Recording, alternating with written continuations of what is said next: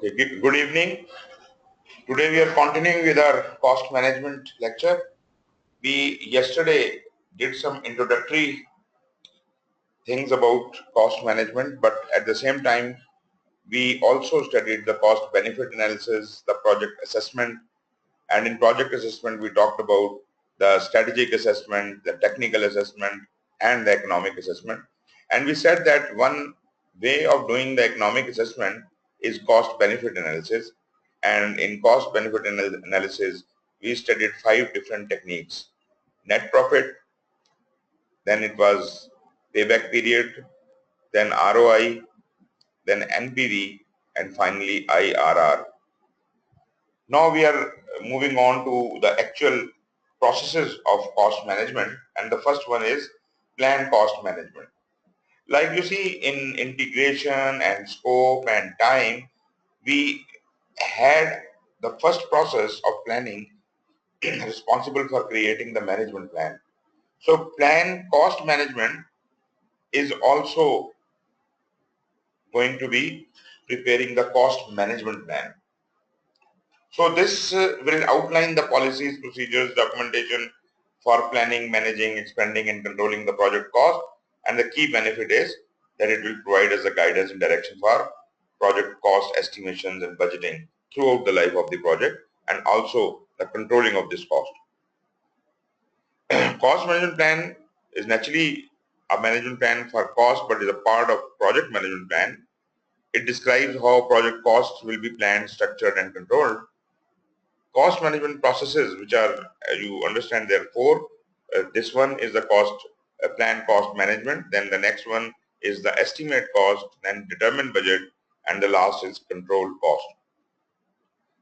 Cost management processes and their associated tools and techniques are documented in this management plan.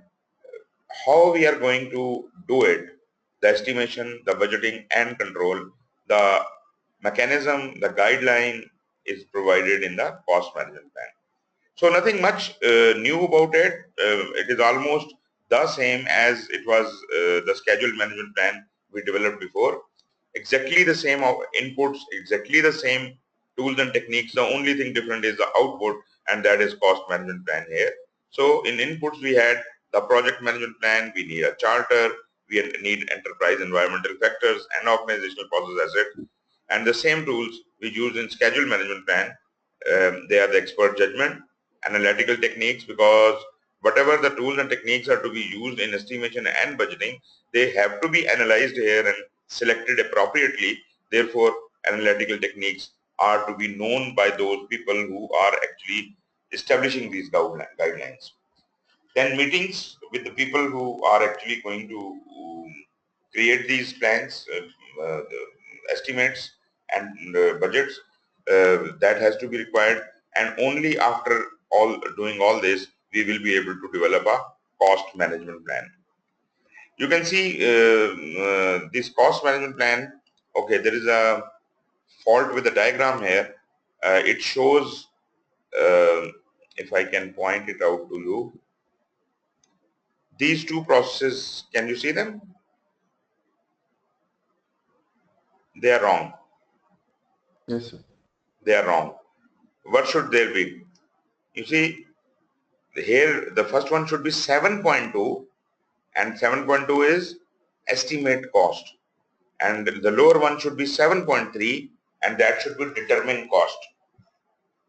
So this is error in the previous version of 5th edition, and I took the diagram from there. That's why this error is there. Anyways, charter is coming from develop project charter, project management plan is coming from develop project management plan, enterprise is giving us the enterprise environmental factors and process assets. These are the 4 inputs, and naturally you apply here the tools and techniques like meetings and all that, and you come up with a cost management plan, which is definitely required for estimating and budgeting the cost, but at the same time it is also required for the risks.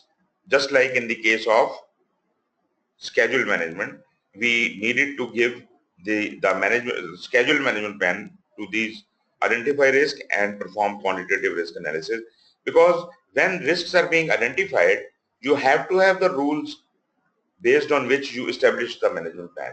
cost management plan and the schedule management plan. Therefore, both of these management plan have to be sent to the identify risk process and when their qualitative analysis is being carried out. So,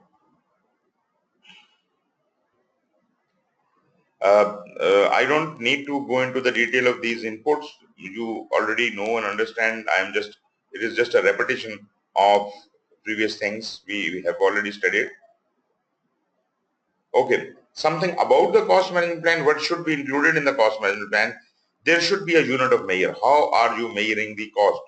Each unit used in measurement, such as staff hours, staff days, weeks for time, or meters or liters or tons or whatever the measure you are using must be in the same currency, must be in the same units.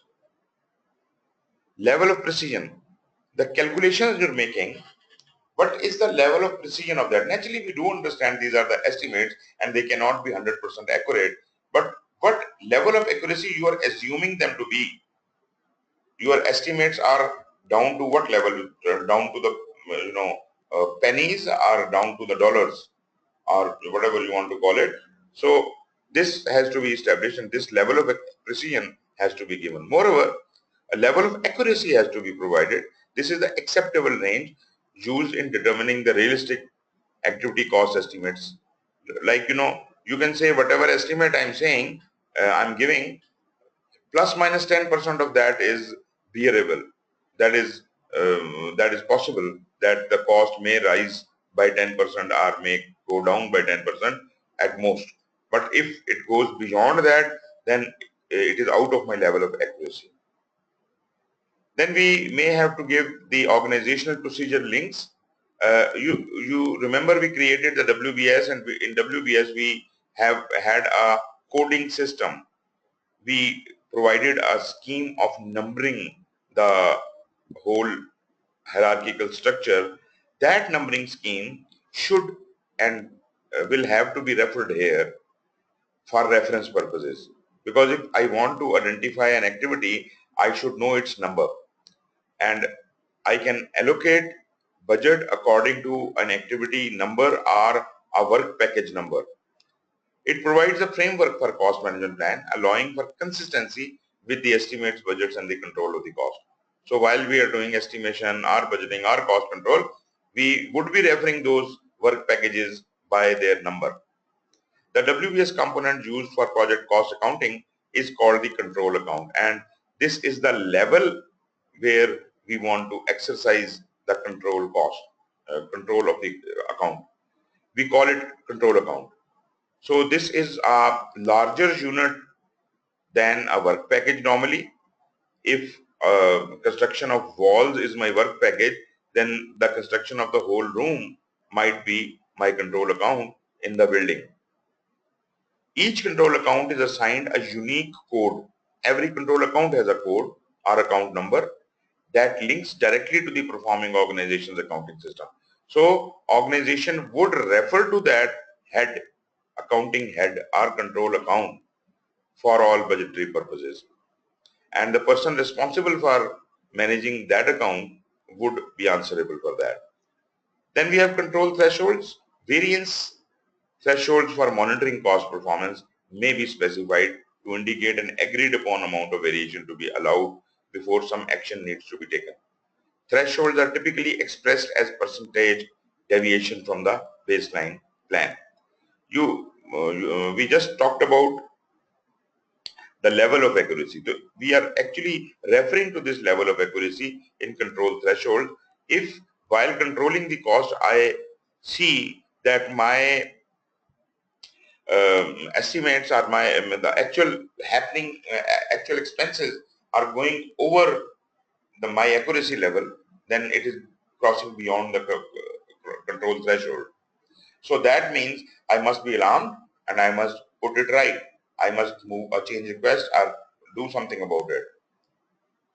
Then next is the rules of performance measurement. How are you going to measure the performance of cost? How well or how unwell your cost expenditure is? So these rules could be established. There could be many ways of measuring the progress as far as the cost is concerned. How well are you spending? One of a very latest and very good method is earned value management, which normally most of the organizations may know about it, but they do not use it very commonly. We are still measuring the cost from many other methods. But earned value method is a very unique method, and we also refer to it in our schedule management.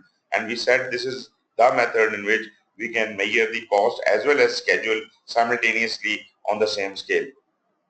So we'll talk about it later after we are discussing the control. But for the time being, you must understand that we have to outline which method is to be used, and earned value method is one of the method, and it is preferred that we can use it. But if we can't, then we must specify what method are we using for measuring the cost. What is the reporting format? The formats and frequency of the various cost reports are to be defined in the cost management plan. Process descriptions of each of the cost management processes must be documented, and any other additional details which may be required, like funding choices or procurement procedure for account for fluctuations in currency exchange rates, and procedure for project cost recording, whatever you feel can be included into the cost management plan should be included in cost management plan. Now, estimation is the estimate of the project manager at the work package at the lowest level or even the activity level. So when he has already identified the activities, when he is allocating cost to each and every activity, this is called estimation of the cost, and naturally this is an approximation of the monetary resources, and this is not an exact figure, but still we have to start from somewhere. Therefore this estimation has to be done. We just can't skip this process. The key benefit of this process is that it determines the amount of cost required to complete the project work. So we would know after we have calculated the cost of each and every activity, how much is the cost of the project. So it is a bottom-up kind of a thing. We sum up all the costs and we find out the total cost. Cost estimates are predictions. As I said, these are approximations. We predicted, but we are not really 100% sure that this is going to occur exactly according to that cost or not. But yes, we have a starting point, and whatever happens is called the actual cost of work performed. This cost which we have calculated, this is ultimately when the budget is allocated to it, we call that planned value or budgeted cost of work performed. Work scheduled. That is based on the information known at a given point in time. Cost estimates include identification and consideration of costing alternatives to initiate and complete the project. What are your various alternatives, from where your funding is coming, how this funding is going to be released to the project? Is it consistent? Is it, is there a schedule of funding being allocated to the project? How, in how many installments it is being given to the project, and so on and so forth. Cost trade-offs and risks should be considered, such as make or buy decision, buy or lease decision, sharing of resources. Now, can you tell me what do I mean by make or buy decision? We referred to it earlier also. Make or buy decision.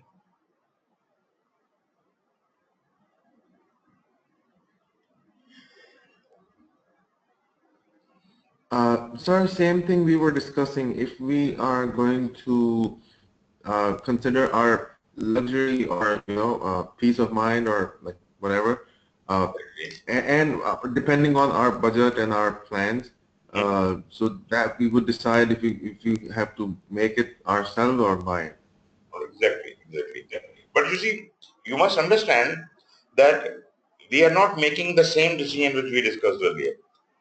The earlier decision was made by the customer. Customer decided that it would be better if I don't make it myself and I buy it from the market. Now is my turn. I have been given this project. Now I am deciding which of the activities of the project should I do and which should I not do. Because the work which I cannot do or I do not want to do will be outsourced.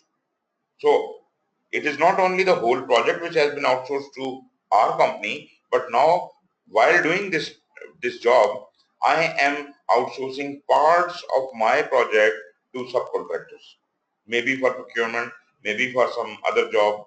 So whichever job I don't want to do myself, I will outsource it to someone else. Now there could be three reasons for that. Number one, I do not have the capability to do it. Um, Capability, capacity, and risk. These are the three reasons. I do not have the capability to do a job. Maybe I am a civil engineer. I am constructing a house, but in this house there is a need for laying internet cable, fiber optic. I don't have expertise for that, so I don't feel comfortable doing it by myself. So I may outsource it to some specialist company who would come and who would lay the fiber optic for the internet. So I want to outsource a work, a job which I am not comfortable doing, which is not my specialization. So that's why, that is one of the reasons I am not capable of doing it. That's why I'm giving it to someone. Second option is I am fully capable of doing that, but I do not have enough capacity to do it. I do have our telecom engineer with me in my company, but the job of laying the cable is so huge, so large that it needs at least 5 people. I only have one. So I do have capability, but I do not have capacity. So I decide, let it be done by the experts. Third reason is, I do have the capability, I do have the capacity, but this job is so sensitive that if I handle it myself, I am not ready to take on the risks which will be encountered. For example, I have the capability to lay the fiber optic cable. I have 5 people who can do this job, but the risk is so high that once the construction is done and something goes wrong with the internet or the fiber optic, then I may face a lot of damages from the customer. I don't want to accept that risk. So I want to transfer it to, again, the specialist. So they would take on the responsibility of maintaining that network and everything. So I will be free of that risk. Therefore, that is the third reason. So make or buy decision is normally taken on these three scenarios. As I said, we have no capability, or we have not enough capacity. Third, we want to transfer the risk. Now, next is buy and lease decision. Do you understand what do I mean by buy and lease?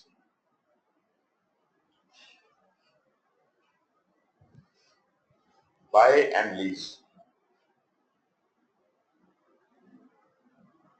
Yes, sir. I mean, it again depends on the situation. If you Right. have enough funds for something and you can go ahead and buy it lump sum, you can do it, or you can lease something, like heavy Okay. machineries, for example. Yes, yes, of course. So, you see, I am constructing this house, and I need to have a heavy machinery for moving the earth. Like you see, I need a grader. So this grader um, costs almost more than the cost of the project. This is such a expensive machine that I don't consider it suitable to be purchased or bought out of the fund of the project. It cannot be. Moreover, this is of no use to me. Maybe after this project is done, then I have no use of it. Even if it was affordable to buy it, even if this was within my reach to buy it, but if I can't use it later, then probably this is not a good trade-off. So what should I do? Maybe I go to the market and I hire, get some grader on lease or on rent, and I would check what is the rate, how long do I require this grader. Maybe I only require it for 1 month. How much is per day charges for the grader? Say it is 100,000 rupees per day. So I am talking about 300,000 rupees, right? No, 100,000 rupees. So 100,000 rupees, right, it's kind of 3 million rupees. I need 3 million rupees for that. Is it cheaper to buy it, or it is cheaper to pay for this? If it is cheaper to pay for the rent, then I would go for that. But if, this machine cost me 5 million rupees, and I say, okay, if I'm paying it 3 million, why shouldn't I buy it for 5 million? And if this machine is of any use to me afterwards, then probably I may decide to buy it. But this is your decision. Like you see, we conduct trainings. When we conduct trainings, our hotel charges us very dearly. It's very expensive. But you see, if I conduct this training in my own space, that could be 1/10 of the cost the hotel charges. But at the same time, I am only hiring a hotel for 8 hours space per day, only for 8 hours. That means I am only paying for that much time. On the other hand, if I have to conduct only one training for 8 hours in a month, then how much am I paying for the rent of that facility, which I'm, my office houses? If that rent is, you know, too much and I cannot use this space for more than 8 hours a month, probably it is better to go for lease. I can always go for on demand, go to any hotel and, book one of the spaces for the training. So this is your decision, depending upon whatever situation you are in, whether you want to buy or lease. So nobody can tell you that this is, you always should do this, you always should buy, or you always should lease. It will, differ from case to case. So this is the project manager's and his team's decision what to do about these things. Then sharing of resources. Now, a stupid project manager, what he would be doing is, whatever resources are required, he will hire all of them together and put them on wait list. Whenever someone is required, he will use them. Although I do understand that way he would be free of a lot of trouble, that the relevant resource is always available. But at the same time, as we discussed in the resource leveling, there will be a lot of resources sitting idle most of the time in the project.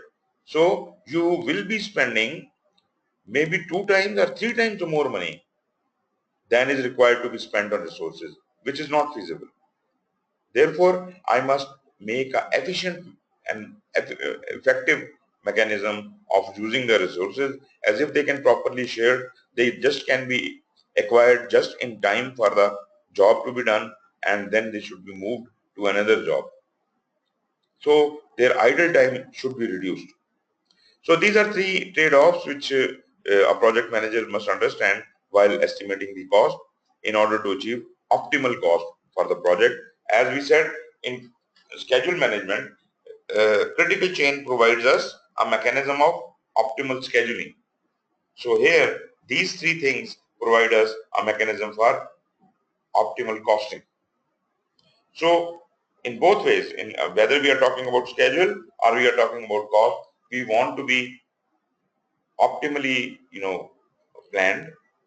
Efficiently and effectively, we need to plan and execute these things. Cost estimates are generally expressed in units, as we just said. So in what units do we express the cost? Maybe in Pakistan it is rupees, maybe if it is an international project or the project is in another country, the respective currency of dollars or euros or yens or whatever could be used for that. In some instances, other units of measure can be used to facilitate comparisons and eliminating the effects of currency fluctuations. So what are we saying here? We are saying we can measure the cost in some other units also, which are not monetary in value. Like I can measure it in staff hours or staff days, but that is not very appropriate, although this is proven that cost can be measured according to staff hours or staff days also.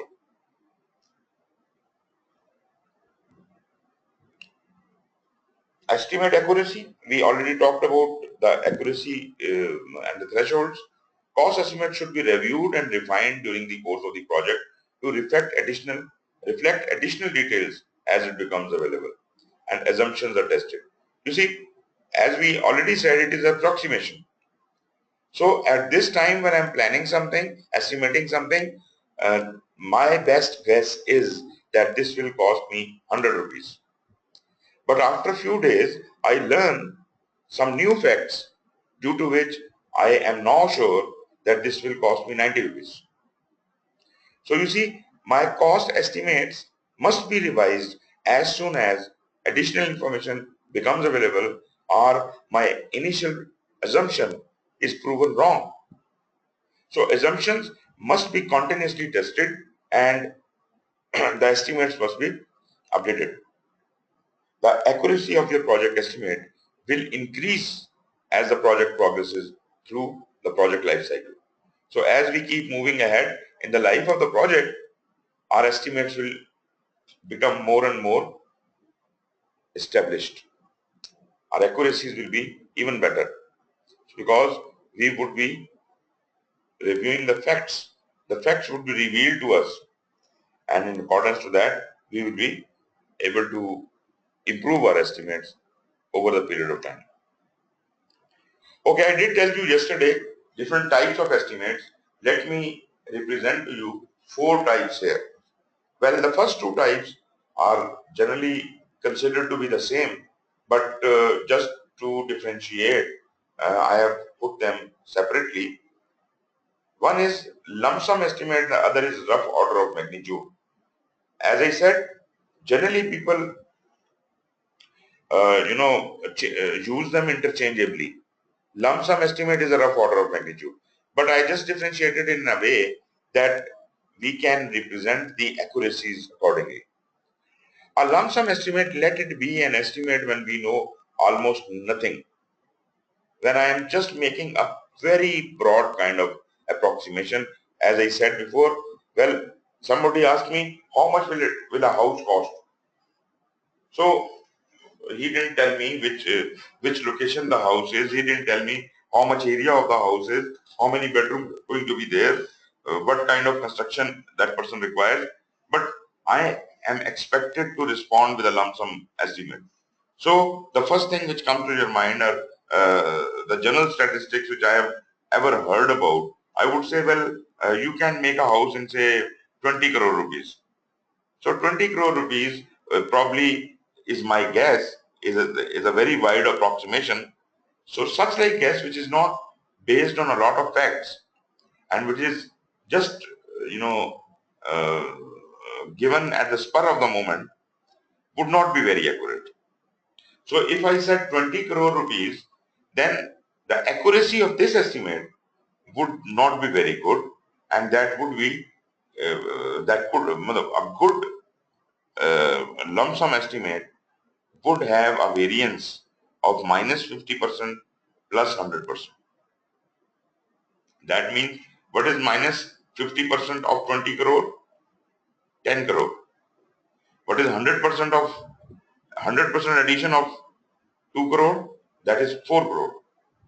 So that means how much?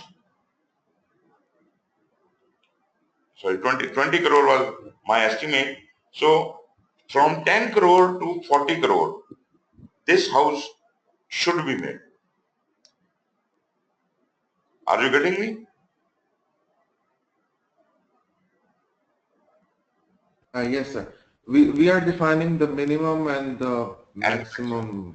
we are drawing a limit, and we are saying because my estimate is very poor, it is a lump sum kind of estimate, so it may be wrong. And how wrong can it go? It can go -50 to +100%. Similarly, once we move ahead, maybe a little more information is available, but still we don't have very right information, very accurate information. So this, I may call it a rough order of magnitude, ROM.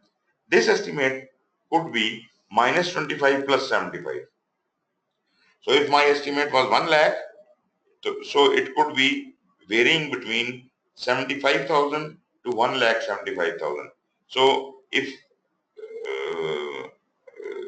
it remains between this limit, I would say it was a pretty good rough order of magnitude estimate. Do you get me on that? -25 means 25,000 Yes, less sir. than a lakh rupees. Plus 75 means 75,000 more than a lakh rupees. So then we come over to the budgetary estimate and then to the definitive estimate.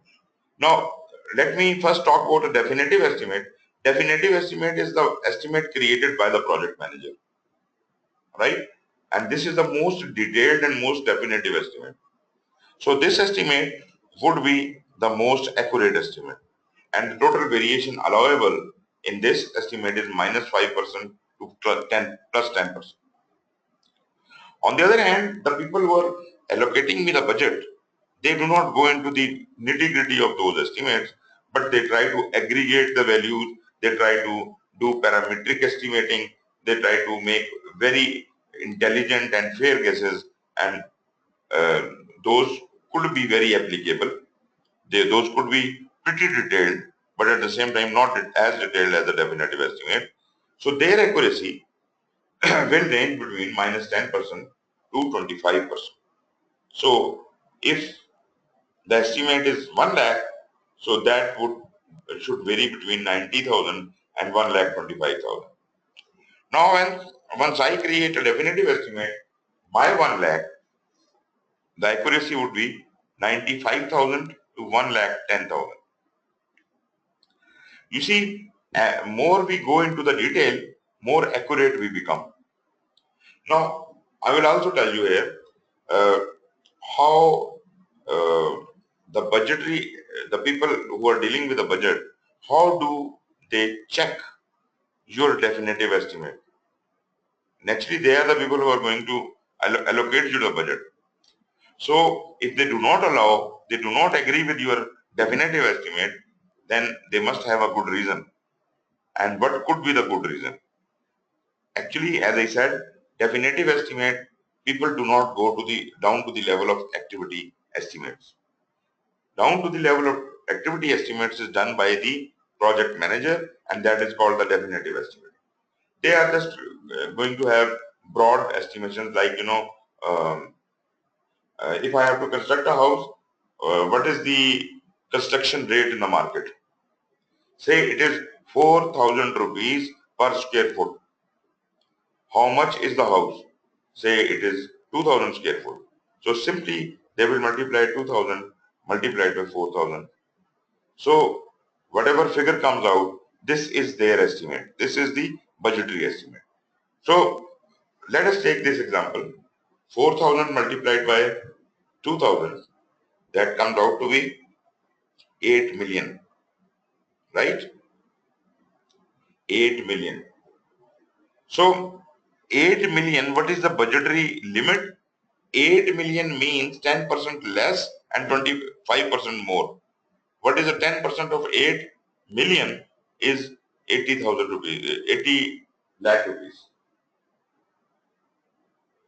Is it so? Or 8 lakh rupees? 8 lakh rupees, yes. So 8 lakh less, that means 72,000 to 25 more. So 25 more on that will be uh, 2 20 lakh rupees more. So that would be 10 million. So we do understand it is 7.2 million to 10 million limit in the mind of the budgetary person. If he had created an estimate of 8 million, the it can go as low as 7.2 million and as high as 10 million. So his range is 7.2 to 10 million. So what he is keeping in mind is that the project manager must be coming up with an estimate which is within this limit, right? Although project manager is going into much more detail of estimation, but because the margin was wider, so his estimate must fall between these two limits. If it does, the budgetary people are very happy. As close it is to 8 million, they are very happy because that's exactly what their estimate was. And even if it is more than 7.2 and less than 10, they are still happy. But more it is going towards one extreme, more doubtful these budgetary people are about your calculations. So it is, you might have seen that these audit people or the budget people, they, when they come for their audits or checking, they will straight away put a finger on the fault. How do they do that? Actually, they don't see the fault. They have some KPIs, they have some key items in their mind which they check. So here their key performance indicator is that they are looking at the minimum and maximum in their mind. And if you are going beyond that, then they will check you thoroughly. If you are close to the figure which they anticipated, then probably they are not going to check you a lot. They will just do the aggregations. All the total sums are okay, the aggregations are fine, and if the estimate is around 8, they will say okay, the budget is approved. Otherwise, they will try to, force you to improve your estimate, and ultimately, once both parties have agreed on the said estimate, then the budget will be allocated to you. So did you get the picture?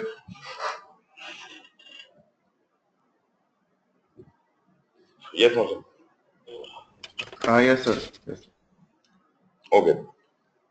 Source of input information are derived from the output of the processes and other knowledge areas. So there are so many other knowledge areas, and all of them, human resource is being managed somewhere else and procurement is managed somewhere else. So all of these things are contributing to the cost. So a lot many inputs are going to be coming from other knowledge areas, and especially from time and scope. Once those inputs are received, all of this information will remain available as inputs to all the cost management processes. A cost estimate is quantitative in nature. It is a quantitative assessment because quantitative are those things which can be counted, right? Qualitative are those things which cannot be counted but they can be felt. Like, you feel very happy. That is a qualitative assessment. You have 2,000 rupees in your pocket. That is quantitative assessment. Cost estimates may be presented at the activity level and then in a summary form. Summary is, I have within a work package, the wall construction, I have the estimate of bricks, cement, this, that, and when I sum them all up, at summary level, it would come the cost estimate of the work package. So if I add up all the work packages, that will become the cost of my control account. If I add up all my control accounts, that will come up with the cost of my project. So that's how the things will move up, and ultimately we will find the cost of our project. Costs are estimated for all resources that will be used. So you should not and cannot ignore any of it. It is not only the human resource which costs you. Machine will also cost you. Time will also cost you. There is opportunity cost also. There are a lot many other things which have to be considered in cost. You simply just, people have a tendency that they look at the apparent cost and they do not look at the hidden cost. So you must consider all of that. You must even take into account the inflation allowance, the cost of financing, contingency cost. If you are getting the money for the project as a loan from bank, then you have to pay back that loan and give the interest to that. So this is the cost of financing. Then you need to cater for the contingencies. You have to keep some reserve. So that must also be added. Don't forget anything. Estimate every cost. A cost estimate, as I said, is a quantitative assessment of the likely cost for resources required to complete the activity. Cost estimate may be presented at the activity level or in a summary form. So what all is the input for that? Naturally, the cost management plan will become the input, and because we are also dealing with the human resource, so human resource plan will also be my input. Scope baseline includes the WBS and the scope statement. So this is definitely going to be my input. Project schedule is my input. Risk registers, as risk registers were affecting the schedule, they are also going to impact the cost. So if there is a risk, that is exactly why I'm trying to keep reserves in my cost, cater for these risks. So you can see in the tools and techniques on the sixth point is reserve analysis. So we must consider the risk register as if we can calculate the reserves. Then we have enterprise environmental factors and process assets.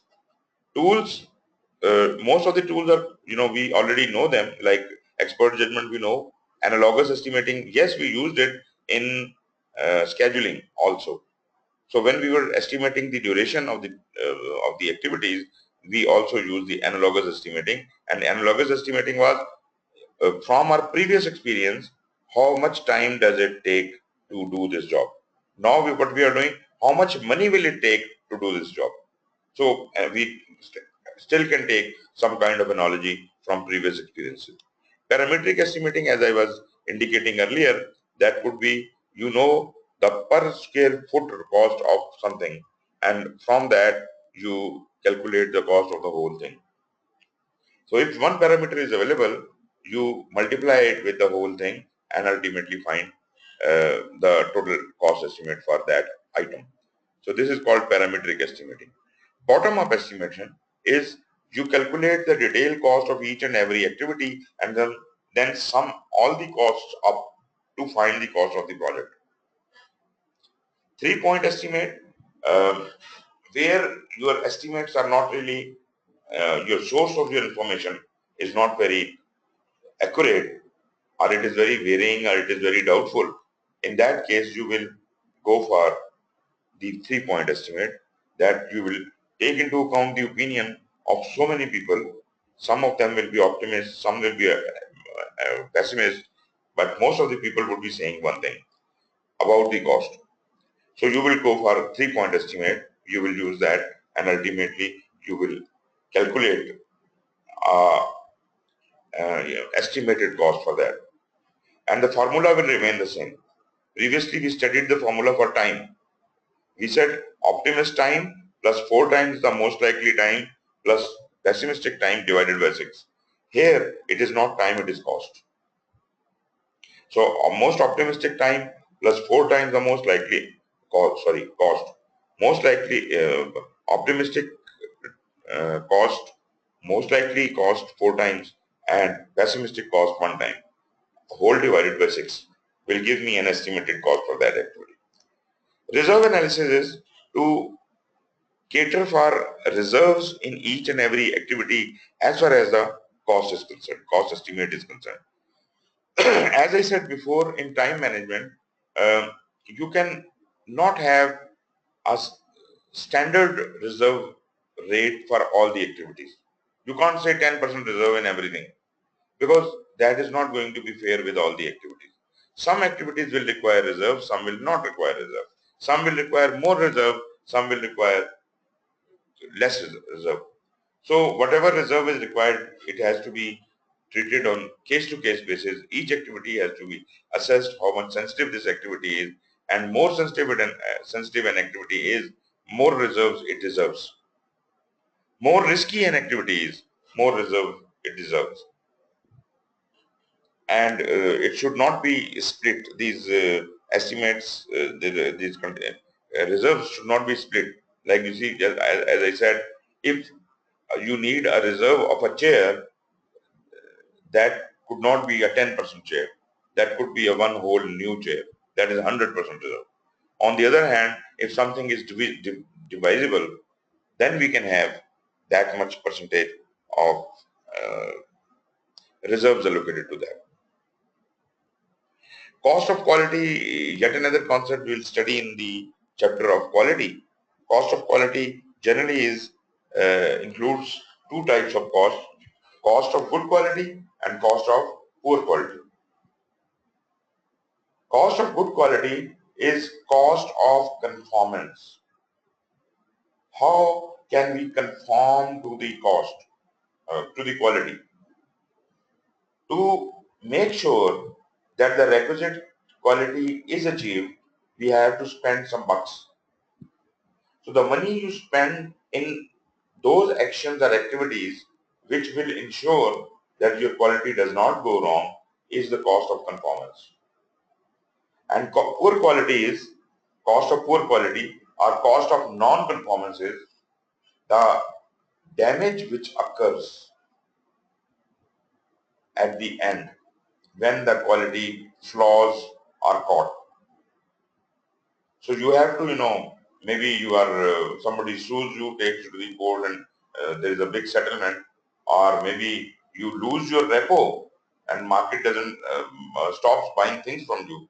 So all of these could be the damages from the non-conformance, and whatever is the damage is the cost of non-conformance. Then we have the project management estimating software, like MS Project or any other scheduling software you have got. They actually have an inbuilt uh, cost estimation mechanism. When you are mentioning your resources in the resource sheet, you say, I have got a mason, and this is, he charges on daily hours, and per hour rate is this. I have a carpenter who will be hired on monthly basis, and this is going to be his salary. So whatever are the rates are written down against the resources in resource sheet, and that is in the record. So whenever in your project you allocate a specific resource to an activity, computer automatically calculates how much this resource will cost. Like, the mason you have put on a job, he is required for 8 hours and he is charged on hourly basis, and his per hour rate is 1000. So that simply means that for this activity, the mason's total cost will be 8,000 rupees. So this is through the project management estimating software. Sometimes you are unable to estimate the cost because you do not have enough information, or for that matter, you do not have that much exposure to that uncertain situation. So in that condition, what we do is we ask for vendor bids. We ask for the cost of that item from the various vendors. We analyze their bids, and then we establish an estimate based on the vendor analysis. And lastly, we have got the group decision-making techniques. And group decision-making techniques is like, you're sitting in a meeting and you are deciding together, the project manager and his team. They are jointly deciding something. So as we studied, that group decision-making must be improved. It should not be a compromise. Anyways, using all these techniques, ultimately you will be coming up with a definite cost estimate for each activity and ultimately for the project. But all this estimate was created due to certain facts, certain assumptions, certain data, and lot many other sources. Maybe you have referred to a previous project or a previous experience. So all those things which were basis of the estimate must be documented and recorded somewhere. If it is based on some calculation, that formula should be provided in the basis for estimate, and it should be clearly written that the estimates you have made, they are actually based on this assumption or this calculation or this formula or whatever. Why are we doing that? Because when the budgeting people are going to come and check your estimates, naturally they will aggregate your costs and find your calculations are right or wrong. Moreover, they will also like to see the basis of estimate you established was correct or wrong. Maybe I did not know how much a brick will cost, and I don't have any means of knowing that, and I have assumed a figure that a brick will cost me 5 rupees. And based on that figure, I have calculated for 1 million bricks. So this comes out to be 5 million rupees. When the budgeting people come, they say, how are you spending so much money for the bricks? I say, well, this is my basis of estimate. I assume that a brick will cost me 5 rupees. And he may tell me that there is, the brick does not cost 5 rupees a piece. It costs me 3 rupees a piece. So you go and check and be definite, collect some facts and come up with a new estimate for approval. So when you go to the market, you find that really your assumption was wrong and actually the cost per brick is 3 rupees per brick. So your estimate will quickly come down by 2 million. And lastly, if anything is updated due to the process of estimating the cost, those relevant documents will be updated into the project document archive. So this table shows all these inputs: scope, baseline, enterprise, non-factor, operational cost assets, and cost management plan, etc. Human resource management plan, schedule, and all that. These all are the various inputs. And the outputs are naturally cost estimates are required by the people who are determining the budget. They are also required to have the basis of estimate. Both of these things are required. Cost estimate is also provided to next process of estimating activity resources, which is in scheduling. In time management, we have estimate activity resources. So this cost is helpful in estimating the resources as well. As I was discussing yesterday, activity resource estimation, duration resource estimation, and cost estimation goes hand in hand. So they feed forward and feed backwards. Then for identification of risks, I need these estimates and as well as the things which I am outsourcing. Plan procurements, when I'm doing that, then I also need the cost estimates for that portion of work which needs to be outsourced. So probably these inputs, outputs are not to be, there is no reason to explain them any further.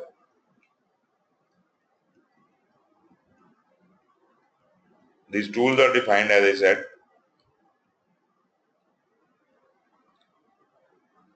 After that, we determine the budget. When we determine the budget, what we do?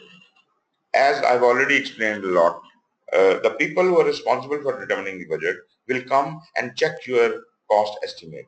They will sum up, they will aggregate different things, see the totals are right, they will check the reserve analysis, and they will also challenge you on the basis of the basis for estimate you have provided. They may challenge any of the bases you have established. They may say this is wrong, recheck it, recalculate it.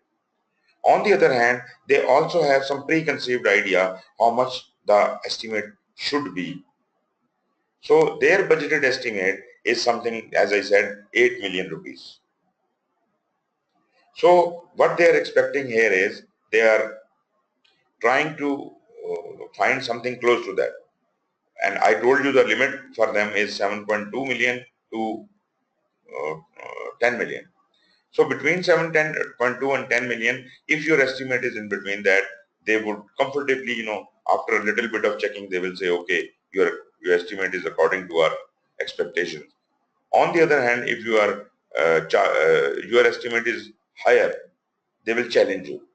They will find some problem with your basis, or they will debate it with you and they will force you to reduce the cost naturally based on some reason. They just can't tell you to reduce the cost just for the sake of it. They have to find a reason. Moreover, if your estimates are very low, this is not something to be very happy about.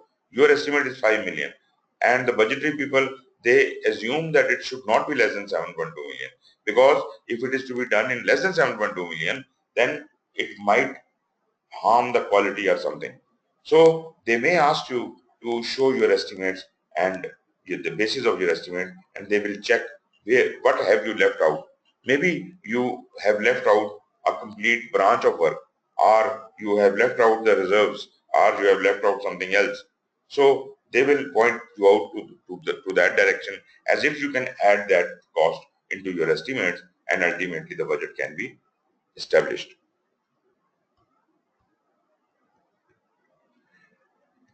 So inputs to that naturally is a cost management plan, scope baseline, activity cost estimates, and the basis of estimate we just calculated are required here. Schedule is required. Resource calendars are required when various resources are going to be available. Risk register is required, and if there is any agreement or contract that is required, and organizational process assets. As I said, their job is cost aggregation. They have to analyze your reserves. They have to use expert judgment. They will see the historical relationships. And the most important thing is how much money should be released to the project in how many installments and when. This is called funding limit reconciliation. Once they have done all this, they will come up with a cost baseline, and that cost baseline will exactly be showing how much money will be spent throughout the life of the project. And funding requirements will establish how many installments will be given and at what point in time those installments will be released. And naturally, your project documents may get updated as a result of that. So a project budget includes all the funds authorized to execute the project. Cost baseline is the approved version of the time-phased project budget. So once the budget has been allocated, and that, as I said yesterday, every activity must be allocated its portion of budgeted cost, because estimates are not going to work any further. Either your estimate was rejected, improved, or accepted. But whatever is the accepted shape is now the budgeted cost. So after the budget has been established for each and every activity, that budgeted cost is the thing which forms the baseline. So reserves are included in the baseline, but there is one thing which is not included in the baseline, and that is the management reserves. Management reserves are those reserves which are kept by management for themselves, for the project naturally, but those reserves are never given to the project manager. Only when you have exceeded your reserves, your own project reserves, you have exceeded them all, and still there is a need for more money, then management may decide to give you some additional funds from management reserves.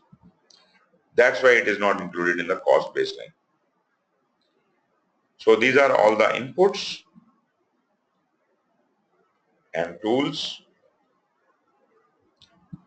Okay, this diagram is important. This is how the bottom-up estimation is done, how you find the total budget of the project. Start from the right-hand side. You have calculated the activity cost estimates for each activity.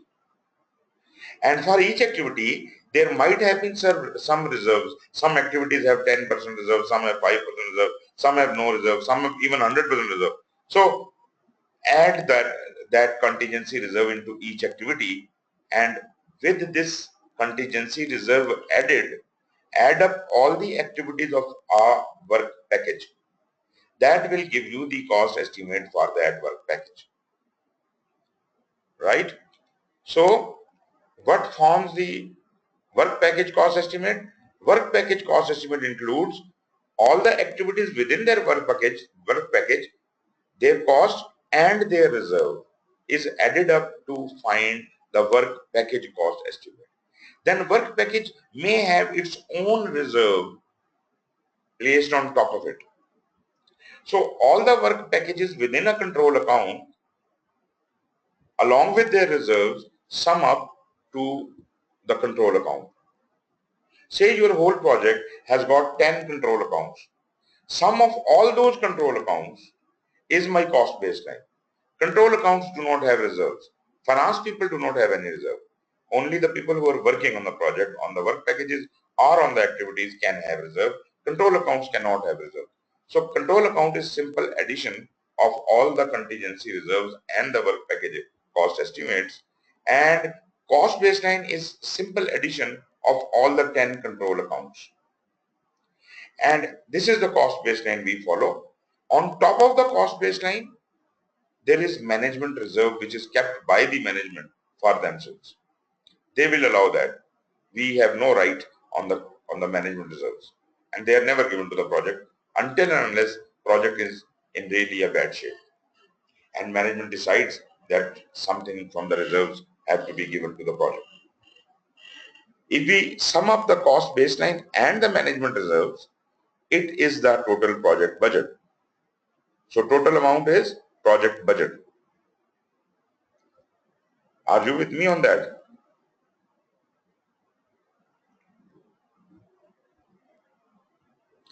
Yes. Okay. Fine. So we are going to cover another topic, and that will conclude the cost for today. And that is something we need to really understand. Just like cost benefit analysis, that is an important topic. Okay. Before that, let me explain this. Okay. Let us assume that. Can you see this graph? Yes, sir. Okay. Let us say that the curved line, the dark curved line, is my cost baseline. And why is it so? Because time, this is my total time of the project. And this is the total budget. You see, this side shows the budget. So this is the total budget. Can you see this point? The total budget. This is my cost baseline. On top of total budget is the management reserve. I mean, on top of the cost baseline is the management reserve. Here it is. And if I add that, that will give me the total budget of the project. And within that is the cost spending pattern of my project. So cost will be smoothly expended in a way that in initial planning and preparations, less cost will be spent, and it will take longer period to spend money. But as soon as we get into the execution of the project, mobilizations will be involved, we'll have to buy a lot many things, and that, so the curve will rise. This graph shows the cumulative expenses so far. So if that is my total total cost baseline budget at completion, we call it budget at completion.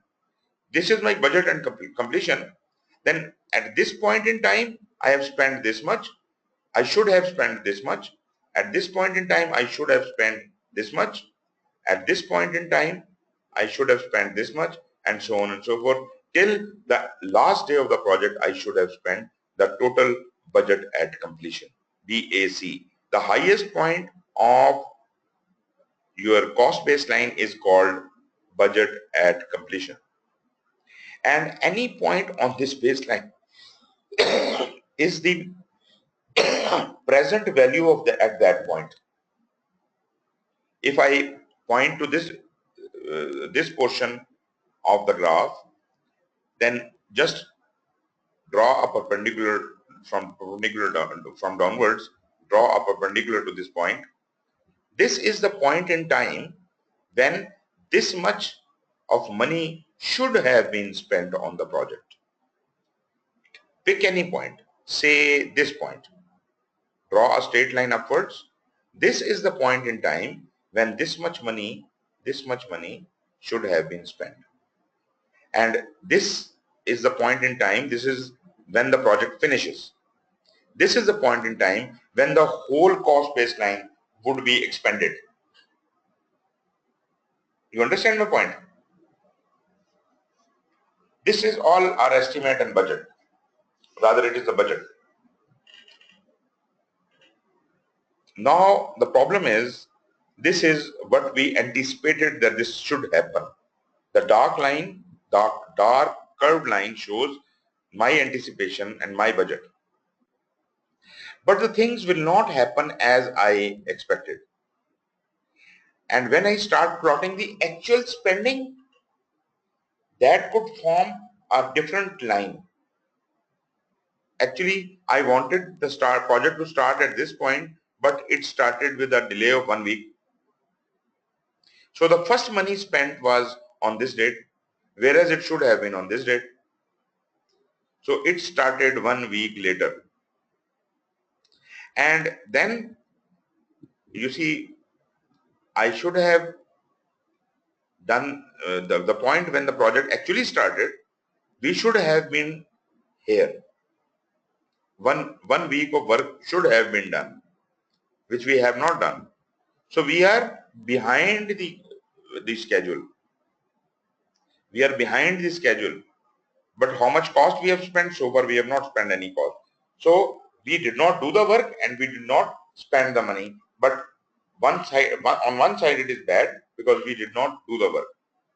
On other side, naturally if we do not do the work, we do not spend the money.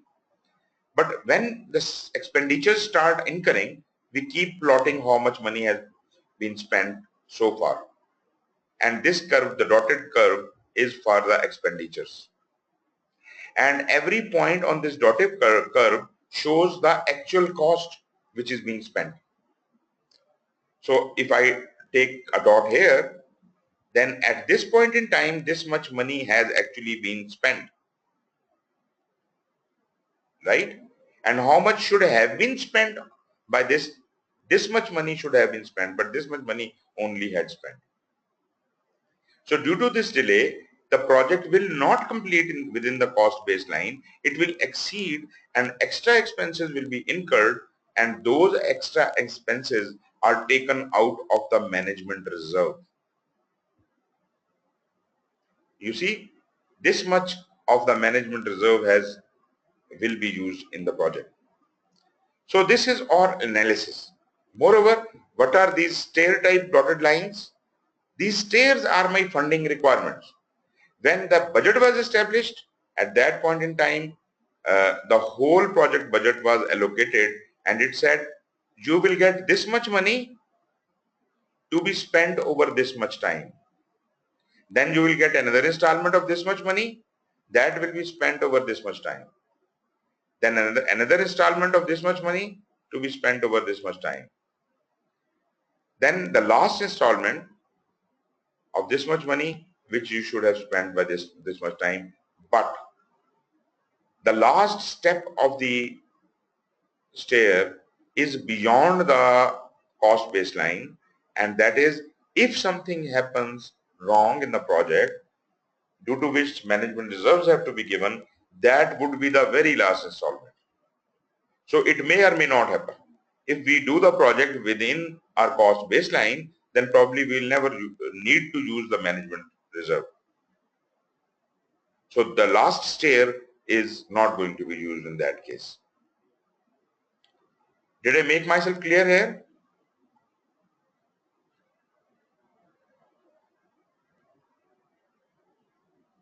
Yes, yes, sir. Okay.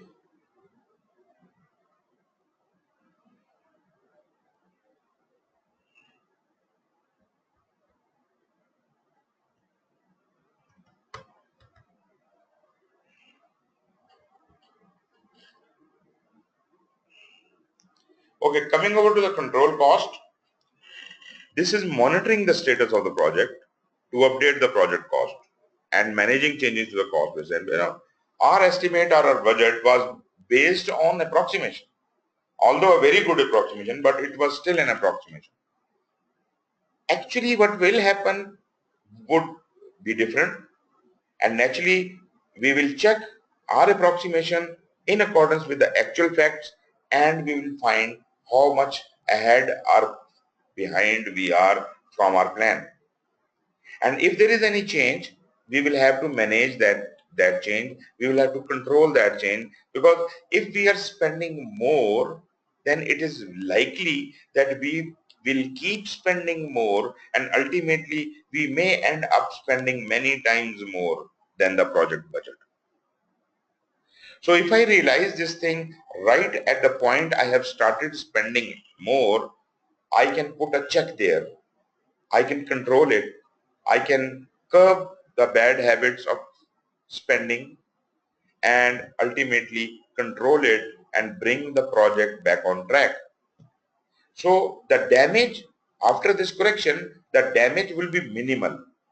But if we do not correct it right at that time, it will be multiplied and ultimately it will become uncontrollable at the end.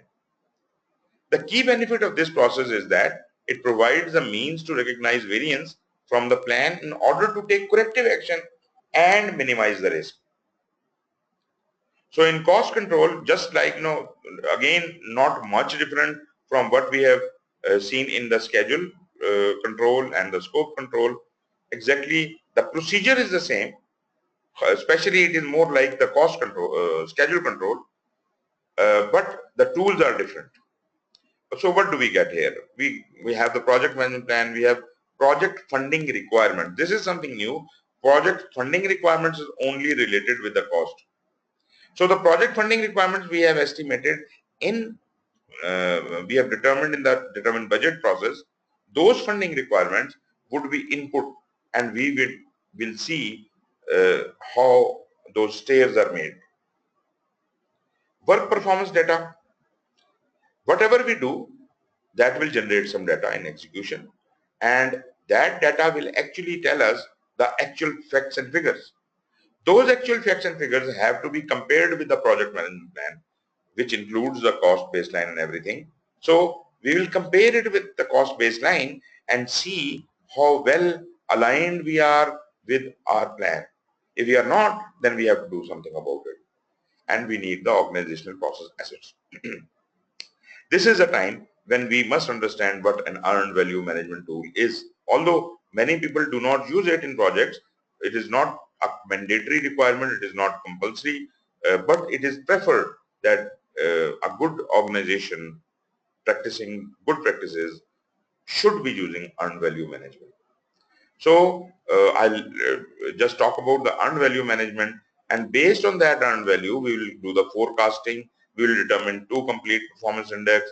We will do the analysis of the data, work performance data, through these performance reviews, and convert this data into information, which will be later sent to whom? Monitor and control project work. And if there is any change request, that would be moved to integrated change control. There is another thing here that is called cost forecast. This is only created from cost, like there was a similar kind of forecast in schedule also. Why do we need to have a forecast for schedule and cost? Looking at the performance so far, we should be able to predict how much money would be spent when the project ends. So I must keep estimating at every moment in time while the project is running, what is the current estimate now? What should be the amended estimate? Similarly, for schedule also, we also do the same exercise. We have a schedule forecast, and we know that project should complete on 31st December, but our project forecast, schedule forecast may indicate that it will finish in January 15th. So this is the projection which we do by our analysis, and for that all of this analysis, this earned value management is extremely important. From this process, the project management plan will be updated, the document will be updated, and the organizational process assets will also be updated. Updating the budget requires knowledge of the actual cost. Naturally, you cannot update the budget until unless you have monitored the actual cost which is coming from the work performance data to you. Any increase to the authorized budget, which that should come from the management reserve, and that should only be approved through the perform integrated change control. If there is any change in your estimates, It is a matter of moving a change request, and it must go through perform integrated change control process. Monitoring the expenditure of funds without regard to the value of work being accomplished for such expenditures has little value to the project, other than allow the project team to stay within the authorized funding. You see, if you are just monitoring how much should I spend, how much have I spent, that doesn't say much. It just says the spending pattern. I was supposed to spend 2,000 rupees till today. I have spent 3,000, so I have spent more. But nobody is asking how much work have you done. Maybe you have done more work and the 1,000 rupee you have spent extra is very much justified because you worked faster. So this is not always a bad news that you have spent more money. If you have done more work and therefore you have spent more money, that is all right. But if you have then done less job and spent more money, then this is criminal. So this has to be determined. Much of the effort of cost control involves analyzing the relationship between the consumption of project funds to the physical work being accomplished. So how much had to be spent and how much has been spent, you have to compare that. The key to the effective cost control is the management of the approved cost baseline. The cost baseline must be kept up to date, and any changes to the baseline must come through proper change control procedure. Project cost control includes influencing the factors that create the changes to the authorized cost baseline. So all those factors which may result in change of cost, you try to control them and influence them. Ensuring that all change requests are acted in a timely manner. You don't have to sleep over the change request, because that is a problem, because in execution the work is happening and a change request is moved while the work is happening. So it needs, maybe it needs immediate response, immediate approval. And if you put it into a bureaucratic, approval process, and it takes months and days and months and weeks, and your project will be accordingly delayed. Managing the actual changes when and as they occur. So instantaneously, you should manage the actual changes. Ensuring the cost expenditure do not exceed the authorized funds. You have the funding limit reconciliation. So whenever how much money has to be spent, you have to abide by that. It could be monitored through the WBS components, or by activity, or as a total project as a whole. Monitoring cost performance to isolate and understand variances from the approved cost baseline. How much are you different from the current version of the baseline? The approved baseline, are you following it, or are you not following it? If you're not following it, then are you going in positive or negative? Is it good or bad? Monitoring work performance against the funds expended. How much money have you spent and how much work have you done? This is important. Preventing unapproved changes. These are unapproved changes are what? They are scope creep. Preventing unapproved changes from being included in the reported cost or resource usage. There are certain decisions people take on the spur of the moment without any change control procedure. Such changes are not allowed at all. Any unapproved change cannot be included into the cost, budget, and it is not really possible that you can increase the cost of something without proper change control and approval. Informing appropriate stakeholders of all approved changes and associated costs. This is part of the stakeholder engagement, that you must keep your stakeholders informed that the plan has changed. It has been approved, and now we are going to be, as if their expectations are managed, as if they should not be expecting the old finish date and the old funding, spending of the funding. They should not be expecting the same earlier initial picture. They should know what has changed, and their expectations should be accordingly managed. Bringing expected cost overruns within the acceptable limits. And you remember, the acceptable limit is, you have already defined how much up or down can you go, which will not affect your project. So maybe you say plus minus 10% or minus 5 plus 10%. So that much change may be acceptable. So within the range of the acceptable limit, that is okay. Otherwise, it should be handled through a change control process. A responsibility assignment matrix, again, we have talked about it earlier. We said, but WBS and organizational breakdown structure can be, responsibilities can be distributed on the chart on which the work is written on one side of the axis and on the other axis is the people. So people will do the work. So who will do what? Why I'm saying that? Because responsibility assignment matrix is the responsibility assignment to each and every person. But there is yet another thing, where is the control account. Who is the control account manager? This is also a responsibility. We are more concerned in cost about this responsibility for each control account who is assigned as a control account manager. And the control account manager could be the person who is actually the supervisor who is managing the construction of a room. So the accounting people will allocate that much budget of the room to this person, and he is answerable to account for that. So this is control accounts. And this we have talked about. Okay. Let me move on to earned value management. Right.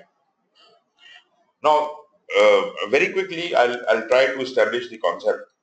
Basically, what happens is that schedule and cost are normally considered independent of each other. In an organization, in a project, usually what we do is we are chasing the schedule, and we are not really checking the cost, how much has been spent and is it right or wrong. We are more concerned to do it fast. So therefore, project manager, while the project is being executed, he is only pushed for schedule and he reports for schedule, and his performance is measured for schedule. As far as cost is concerned, we are more worried about the cost in estimation and after the project, pre-project and post-project. But when the project is running, we assume naturally that whatever we have planned, the money would be spent like that. But actually on ground, this does not happen. The money is spent on its own pattern. That might not be exactly in alignment with what we thought it would be spent like. And when we audit it at the end of the day, we find that we have spent so much more money, and then who and try starts. And right in the middle of the project, if the money finishes for the project, maybe you have done half the project and you have spent all the money of the project, that is the time when the project is in a blackmail position. A bad project manager who doesn't monitor his cost will at that point stand up and say, well, if you don't give me more money, the project cannot be complete. So it's a blackmail situation. So if the project is that important, they will give him whatever he wants. So then what about the cost estimates and budgets we established in the beginning? If you had to open the triers to him at a later stage, then what was the fun of wasting so much time in calculating the cost? So therefore, there has to be a mechanism by which we can monitor the cost, and as soon as we sense that something has started going wrong, we should put it right immediately, rather than waiting for the end of the project and then looking at it, how much money has been spent.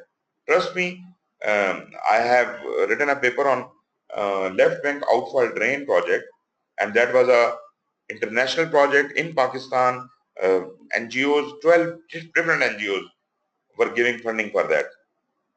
That project was 30 times delayed. Sorry, not 30 times. Seven times delayed than its natural duration. And it spent 30 times more money, and still it did not serve the purpose, and the project had to be closed down. when they were closing it down, they called it 80% complete. But that complete was also not a success. That was a failure. Practically, all the money which went into that project is a total waste. So I am not joking. This is practically possible, and this is actually what happens. 30 times more cost. Can you really imagine it? Where you had to spend 1 rupee, you spent 30 rupees. And still you could not accomplish. Why? Where there were international project managers, where there were 12 different NGOs. Naturally, the government of Pakistan was also involved. But this is the biggest disaster in the history of our country. And this is not only Pakistan where these kind of mishaps happen. This is very common. In project community, these are called boondoggles. Boondoggles are like, you know, when you sweep the floors, there is a stick with a broom, and broom is like, cotton flanges. So that is called a boondoggle, and boondoggle is used to remove the dirt and put it under somewhere else. So in another way, boondoggle is a simile for putting what do you call it, pushing the things under the carpet. So in Denmark, there was a big conference on boondoggles worldwide, and there were people from all over the world who came down there and who presented their worst projects of their country. And I represented the left bank outfall drain there. And this is what I am telling you, 30 times more cost. So this is not an impossibility, this does happen. So that's why we need to do this earned value management more carefully. Right. So what do we do in earned value management? As I said, schedule and cost, which are being monitored separately with separate measures, with at different timings, and focus is not similar on both of them. This is what is causing the failure of our projects. We may control the schedule somehow, although we do not control the schedule as well. Schedule also gets delayed. But even if we can control the schedule, even if we can do the project in in the given time, still if we are overspending, then that is not a good project. That is a failure. There must be a mechanism by which we can measure both of these things, schedule and cost, somehow together. If schedule and cost are two horses, and if I can control them with one rein, that is exactly what is earned value management. I am trying to control both of these horses with one rein. So if I have to control them with one rein, then they will have homogeneous circumstances. So how do we measure the schedule and how do we measure the cost? We have different units, we have different measures for them. Till the time they will remain separate measures, they cannot be governed by the same rein. How do you measure the schedule? What is your take on that?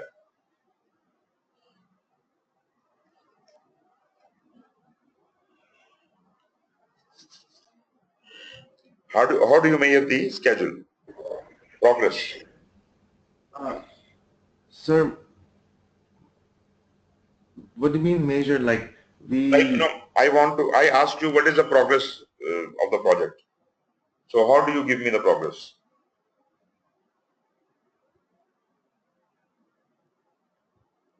according to the schedule we have created and the time we have mentioned, so I will probably tell you that by this time, these things were supposed to be done, Okay. and we have done these things. So in Okay. comparison, I will tell you if we are up to the mark or not. Okay. But then you are leaving the analysis to me, or you're giving me a long report. How can it be a crisp report? How can you tell me, how can you satisfy me that I'm things not are fine? Give me a figure. about like percentage, like we are done like 40% of the project. Okay. Now, this is the common way of measuring the progress. Everybody uses percentages, right? I did not want the percentage, but I understand, I know everybody measures the progress by percentage. I have two, three questions on that. Number one question is, what do you mean by 40% progress? Does it mean that you have done 40% of the total work? Does it mean you have done 40% of the activities? Does it mean you have spent 40% of the money? Does it mean you have done 40% of the work which should have been done till now? First I said 40% of the total work. Now I am Yeah, saying the total work. 40% of the work you should have done till now. You just did 40%. So what are we talking about? 40% doesn't say anything. The 40% of the total work which should have been That is completed. your perception. That is your perception. The one who is hearing it, he could be conceiving it in another way. So percent is a very vague and very misunderstanding scale. By the way, what is a percent? Percent. 1 out of 100. What kind of a scale is it? We use it very popularly, but what kind of a scale is it? 1 out of 100. Is it meter? Is it kilogram? Is it money? What is it? It is Sir, if we divide our work or anything right. into 100 pieces and one of So, them is so you said if this is an assumption, because we could not measure something, and therefore we devised a false scale of 100, a false scale of 100, and we divided it into 100 parts. And now, according to that false scale, we are saying 40% has been done. No matter how big you make this scale. Okay, here, let me give you an example. I want to qualitatively assess how happy you are. So how happy you are? You say, I am very happy today. I ask another person how happy you are. He says, I am sad. Another person says, I am also happy. So can I compare your responses with each other? I did not set a scale. What is very happy? What is sad? What is just happy? So till the time I have a scale, I cannot measure. Maybe your being very happy is equivalent to the other person being sad. Maybe your very happiness is equal to his sadness. When that person becomes very happy, according to your scale, he actually is sad. So you have created a false scale. Let us create a false scale for measuring the happiness. I say, okay, my scale will have 5 segments. The very first segment would be very sad. Second will be sad. Third will be neutral. Fourth will be, happy. And fifth will be very happy. Now, if these are the 5 units, and now I ask you to tell me how happy you are, you say, okay, I am at level 4. I'm just happy, right? Another person says I'm happy. So now, somehow, I created a mechanism of approximately measuring the happiness. I would say approximately, because this scale is a false scale. So no matter I increase this scale to from 5 to 10 or 10 to 100, this remains a false scale. This is a self-created scale. But the other scales we have, like metric system or whatever, they are established scales. They are not false scales. They are established scales. So measuring something in percentage is inherently faulty. You might have some understanding with your boss that when I say 40%, you must understand this is the 40% of the total work. But if you are talking to an outsider, then probably he won't understand that. Similarly, construction industry has its own mechanism of measuring the percentages. That could not apply to the IT industry. So when PMBOK was being formulated, it was a big problem. How to measure the progress of a project? Should we measure it as a construction engineer measures it, or IT engineer measures it, or whomsoever? What is such a mechanism which should be uniform to all fields and all industries? So earned value came up for that purpose. Although this system did exist already in financial circles, but it was adopted by project management. And in this, we do not measure the progress in percentages at all. So I just made my case that measuring the progress in percentages is faulty inherently. So this is not a good mechanism. Okay, how do you measure cost?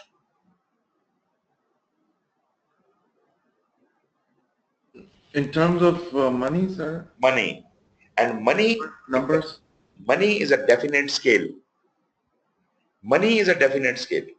So if I wanted to measure both of these things in one measure, either I could do it both of them in percentages or both of them in money. But as I said, percentages is a faulty mechanism. So it is not wise to bring that inaccuracy into cost. Therefore, let us take money to the schedule. Let us measure the progress of schedule in rupees. Do you understand this much? I'll explain how. Do you understand this much? Yes, sir. We're just trying to measure something which is accurate. Yes. Exactly. So what we do now? Now we will not talk But about. sir, one question. Yeah. I mean, though we are approximating things by using percentages and stuff, but I mean, how is it completely? It might be a bit, ambiguous, like it's not 100% accurate.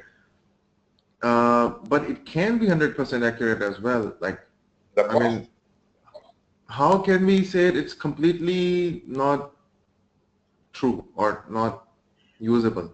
I am not saying that it will be accurate from the certainty point of view, because projects are built on uncertainty. But I am saying that uncertainty is inherent to the project, but percentage brings additional uncertainty into it, whereas money does not. Money is a certain currency. If it is 2 rupees, it is 2 rupees. That is another case that the estimate you have said it will we need 2 rupees for this thing. Actually, it turns out to be 3 rupees. So this is not the fault of money. This is the fault of environment. But in percentage, we are multiplying the effect of the uncertainty and of the inherent flaw in percentage system. Okay, I got it, sir. Thank you. Okay, in earned value management, it is all based on one thing first. Do you remember we allocated the budgeted cost to each and every activity? When we were budgeting, initially we estimated the cost of every activity, right? Then once we were allocating the budget, I said allocate the budget down to every activity level. Once you sum up everything, you come up with the budget of the whole project, which naturally includes all the reserves and everything. So if I have the estimate for every activity, I'm sorry, not budgeted cost of every activity, which was scheduled in planning at that point in time. I'm not talking about in execution. When we planned it in execution, in planning, When we created the schedule, when it was scheduled, it was found that the budgeted cost for this activity was this much. So every activity will have a budgeted cost of work scheduled. Budgeted cost of work scheduled. We call it BCWS. Budgeted cost of work scheduled. This is my planned value. The new term for this is planned value. What is planned value? Planned value is budgeted cost of work scheduled. And this is allocated to every activity. Every activity has a planned value. And what is the planned value? Is the budgeted cost at the time of planning. Is the budget given to it. Budgeted cost of work scheduled. Got it? Every activity had a budget, allocated budget. That budget is called the planned value. Are you with me? Yes, sir. Okay, if you have totally understood it, then I will introduce you to the next term. First of all, we know that there is a planned value for every activity. And if we add all these planned values, it will be my total budget. So if you can look back at that diagram, which I don't know where it is.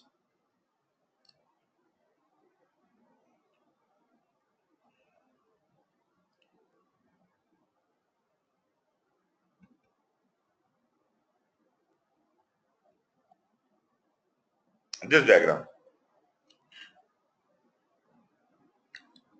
Okay, I said here that was the planned value of every activity, right? What is the planned value of the project at any point in time? Project is say 6 months long. I am standing here. This is the point I'm standing. This is exactly the midway.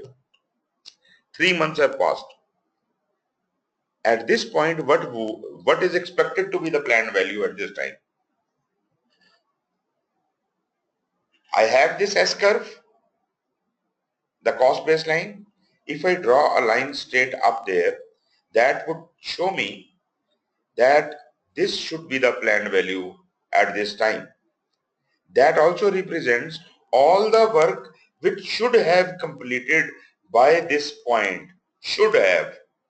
We are not talking about the actual progress. We are saying this much work should have been done by this time. So say there are 20 activities. These should have been done by this time. Do you have the planned value of all those activities? Sir, one thing. In this graph, we don't have activities. We just have cost. Exactly. So But we cannot. till this time, there must be some activities. There must be some activities, na? This diagram Yes. actually translated from the Gantt chart. You know, the length of the time is equivalent to the Gantt chart. And actually, activities are happening. Let me draw some activities on top of it. That will make the things easier for you. No, I totally understand, sir. I was just saying because this chart is only telling us about the cost. Yeah, I mean, this obviously is, yeah. activities are happening. For example, this was an activity, this was an activity, and this was an activity, and this was an activity, and this was an activity, and this was an activity, and this was an activity, and this was an activity. You see, so this thing has been translated into this S curve. So till this point, if this is my data date, this is any point in time. Data date means any point in time. If this is my data date, then my PV should be this much, and that would represent all the work which should have completed. So what should have completed? This should have completed, this should have completed, this should have completed, this should have completed, and this should have completed. This is not complete. So we forget about those things which are not supposed to be complete.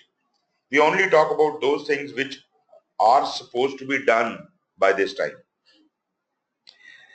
We have planned value for every one of them. Just add up all the planned values. That will give you the total value of planned value of the project till now. Got it? So this is Yes. the PV at this point. Say this is N point. So this is my PV at N point. Got it? So maybe I want to find at M point. What is PV at M point? That would be PV at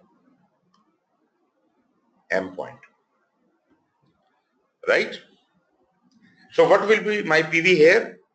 That would include this activity also. So sum up all these activities and that would be my PV at this point. Got it? This is cumulative. PV of the project is cumulative. But BAC is always the end point of the PV. The last PV on the last date of the project is my BAC, budget at completion. Budget at completion. So this is the last PV value which is called budget at completion. So practically speaking, all the PVs of the project were actually calculated in planning. BAC was calculated in planning. Cost baseline was calculated in planning. But once we are monitoring it, then we are going to draw some more lines on it. Are you clear about PV and how it behaves? Yes, sir. So even at the time of planning, if somebody asks you what should be the PV, at this point you can tell just from this graph. You don't have to be there at the 5th month of the project. You just can tell him that by the 5th month, these much jobs must have been done, and therefore the total cost of all these jobs, total budget of all these costs is this much. So PV at that point should be this. So this is the target we must meet. Okay. Now what? Sir, one more thing. Yes. One more thing. Sir, because the baseline is the one which we are expecting. So in terms of actual, Actually, shouldn't we be following the expenditure line? just forget about the expenditure line. We'll talk about that later. Right now, we are only concerned with the cost baseline, and I made a point that every point on cost baseline is a PV.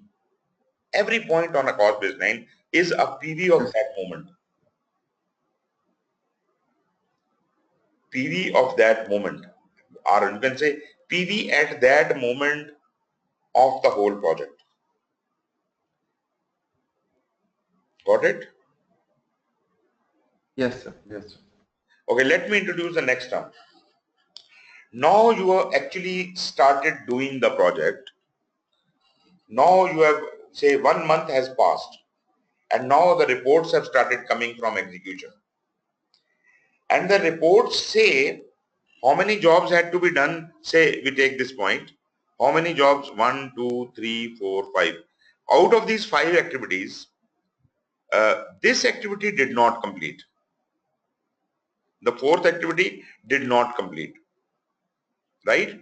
But activity 1, 2, 3, and 5th, they all are done. So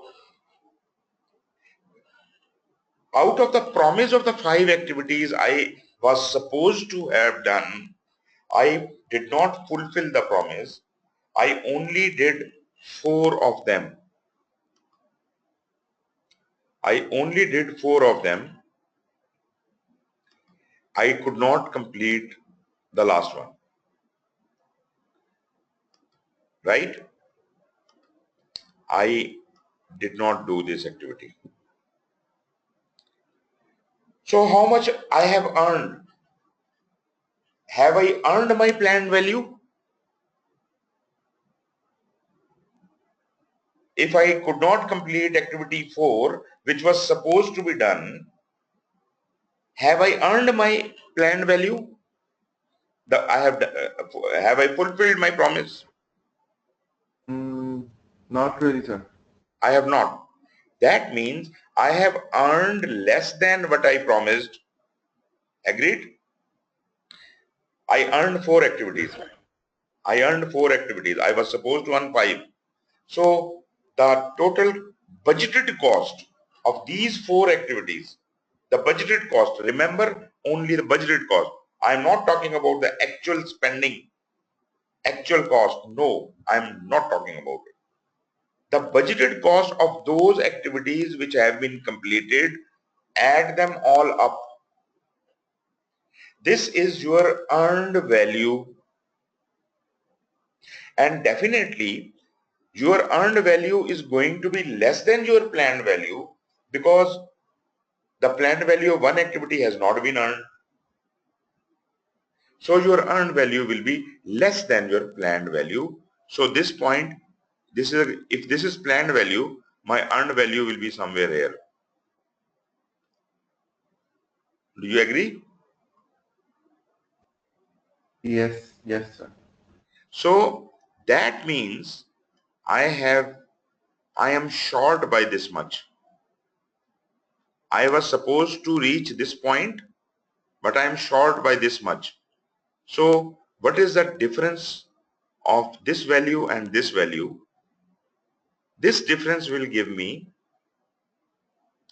the schedule variance, how much behind I am. So if this point was say 10,000 rupees and I have earned only 8,000, then I am behind by 2,000 rupees. So I am not talking in progress in percentages, but still I am showing you that I am behind. What is my variance? Minus 2,000. Bad. I am behind by 2,000 rupees. Got it? I could not fulfill my Uh, promise by 2,000 rupees. yes, sir. I totally agree. Now there are two things, sir. Yes. One thing is approximate which we calculated.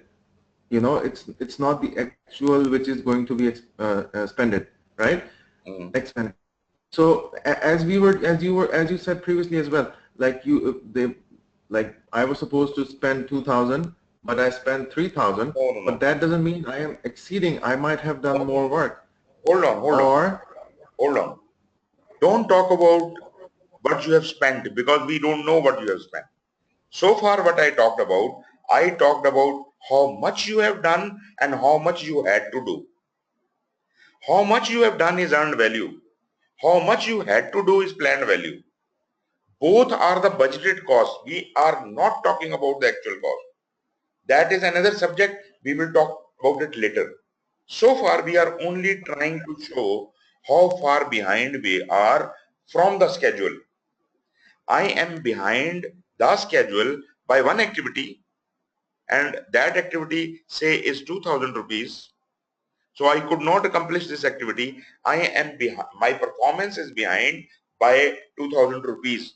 That does not mean that I have spent more. It is not the spending. Don't interpret it as a spending. I am behind the schedule by 2,000 rupees. That means I have not accomplished the job of 2,000. okay, sir, what if I had completed all for 5 jobs, but still I was behind? Still you are, if you have Sharing it completed with all you. 5 jobs, how can you be behind then? You did what you promised. You promised 5 jobs, 5 jobs have been done. So you are on schedule. Your PV is equal to your EV. You are on schedule. You are Okay, not sir. behind Okay. schedule. And it is also very much possible that you do more than what you promised. Your PV was 10,000 and you did 12,000. How did you do 12,000? You actually completed this task which was to be completed later. You completed it already, right? So maybe you have accomplished 12,000 whereas you had to accomplish only 10,000. So you are ahead of schedule by 2,000. Okay, sir, I got it. So we are just considering the estimated cost. We are not Exactly. talking about the expenditures. Not estimated. We don't call it estimated cost. This is budget scheduled. Yeah, this budget, yes, It is the budgeted cost. Budgeted cost. budget. So you got this point. And the difference between PV and EV is my schedule variance. And if my schedule variance is negative, that is bad. And if it is positive, this is good.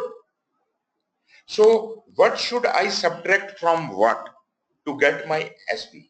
Schedule variance. My schedule variance is equal to what minus what? We have So only two terms, P, PV and EV. Yes? PV minus EV. Okay. PV minus EV. PV is 10,000, EV is 8,000, 10,000 minus 8,000 is plus 2,000. Are you saying right or wrong? The answer should not be positive. Answer should be negative. Okay, sir. EV minus PV, sir. Right. You got it. You got it. So EV minus PV is the standard formula for schedule variance. Got it? Now let us Yes, talk sir. about the cost variance. Right? Cost variance is yes, cost variance. How much have you actually spent so far? This has nothing to do with the schedule. This is actually on ground expenditure reported so far till today. Till this point, what is the spending from your account? You say I have spent 15,000. So let me change the color.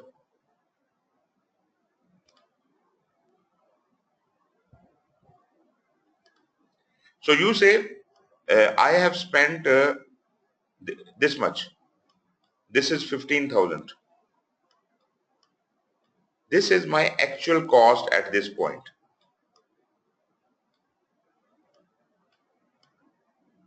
Actual cost. So you see, actual cost has nothing to do with PV or EV. Actual cost is actual spending on register. Exactly how much money has been spent from the bank account till today. This is 15,000. So tell me, how much had you to do? You had to do 10,000, job of 10,000, you were supposed to be done. You actually accomplished only 8,000 and you spent 15,000. How much extra have you spent?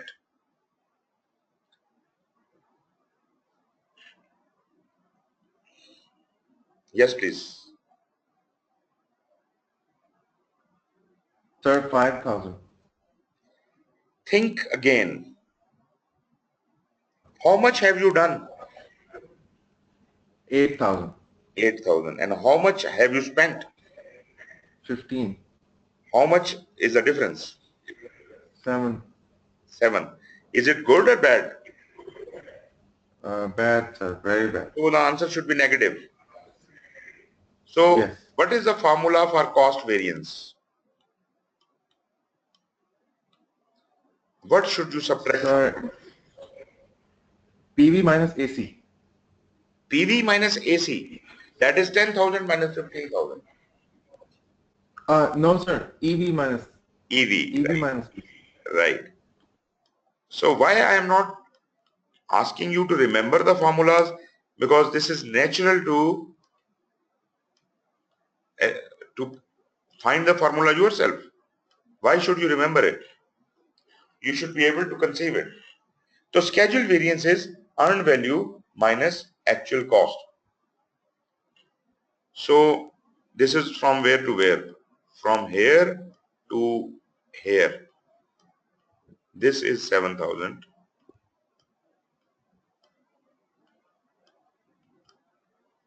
And this is what? This is the cost variance. Now you understand how schedule variance and cost variance can be calculated simultaneously for each and every moment of the project, and we can control both the horses with the same rein. Our rein is earned value. Earned value is the rein. And I am controlling both the horses by earned value. Got it? Yes, sir. This was interesting. And this is very important also. There are a lot many numericals and questions in the exam based on earned value. You may get about, 5-10 questions on that. Okay. Are you tired? Uh, I'm okay, sir. If you want to carry on, it's fine. There are 2-3 more things. If we can finish them, that will Yeah, be good. sure, sir. Okay. Now, the schedule variance and cost variances would be positive or negative numbers. And it could be any number. It could be a very huge number, a very small number. It could even be zero. And zero would mean no variance. If schedule variance is zero, no variance. Cost variance zero, no variance. But a huge figure plus 2 or plus 2 million, they both are good, but how much good they are apparently look like that plus 2 is better, is not better than plus 2 million, but that is only when we are talking about our project. If you have got many projects and I asked you which project is the best in cost variance, one project has got minus 200, another has got minus 2000. Which is better in cost variance? The minus 200. Minus 200. Apparently right. Apparently right. But this is not the answer. Why? You can't find out this. You don't know what is the budget of the first project. Maybe that project is total worth is 500 rupees. And on the other hand, the other project, that is 2 million rupees. So out of 2 million, this small variance of 2000 is nothing. Out of 500, 200 is a very big variance. You got my point? Yes, sir. So you can't compare the variances of multiple projects. But within a project, yes, you can do it, but then it is not comfortable dealing with numbers. Sometimes it becomes a big number, a small number. It is not really comfortable. So I'll tell you a way by which you can not only measure these things across projects, but you can have a even better mechanism. Why don't we, okay, this is small children, we tell them plus minus, but adults do ratios, right?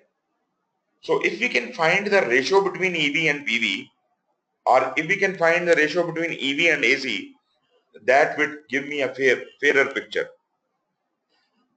We call that schedule performance index and cost performance index.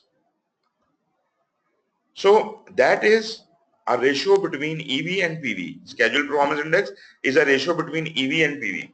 Just imagine if EV is equal to PV, then EV divided by PV is equal to what? 1. 1. Very good. That means if there is no variance, the schedule performance index will be 1. Okay. If the value comes bigger than 1, that is good. If the value is less than 1, that is bad. Okay, what should I keep on top and what should I keep on bottom? Earned value The was EV should be EV should be up. Because if EV is more, the answer will be more than one. But if EV is less, my answer will be less than one. So EV divided by PV, this is the cost performance index, and that will always give me something around 1. Either the answer is in 0 point something or the answer will be 1 point something, right?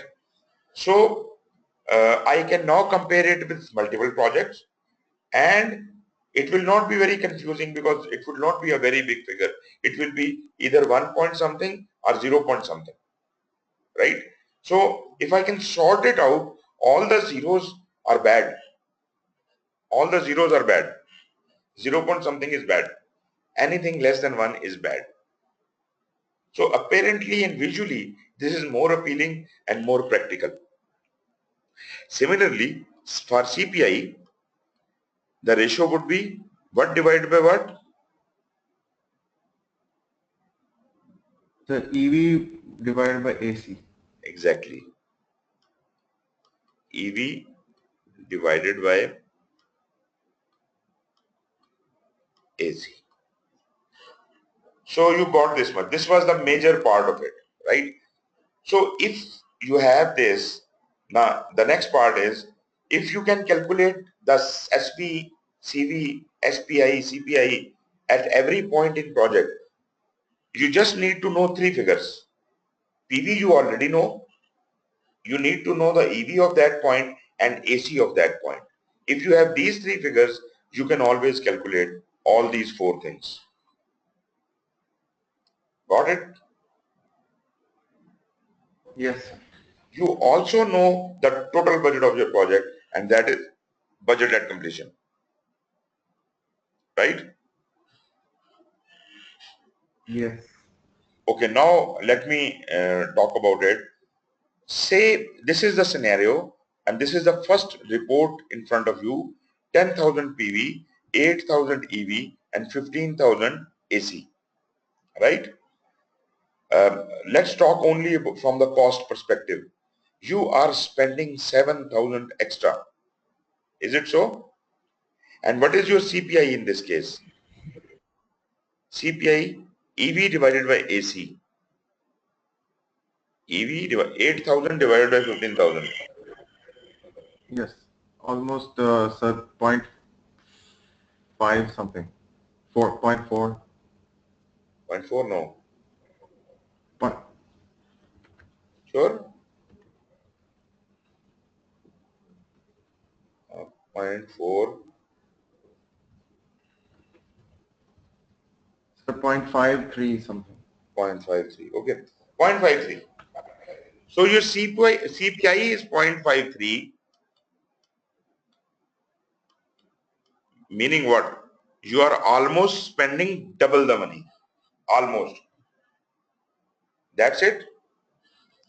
So if I ask you to forecast how much will you spend, your total project is 1 lakh rupees,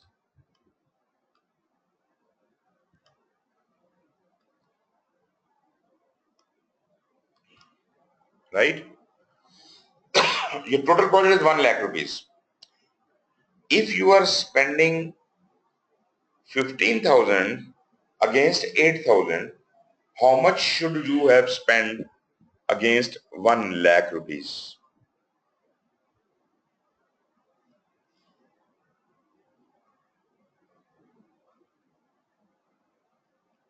Yes? Sir, a bit less than 2 lakhs. Yes? Okay. Let me,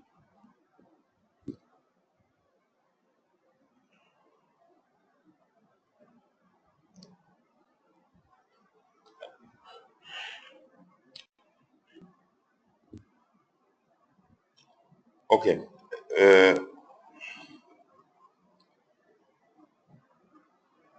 can I have a blank screen?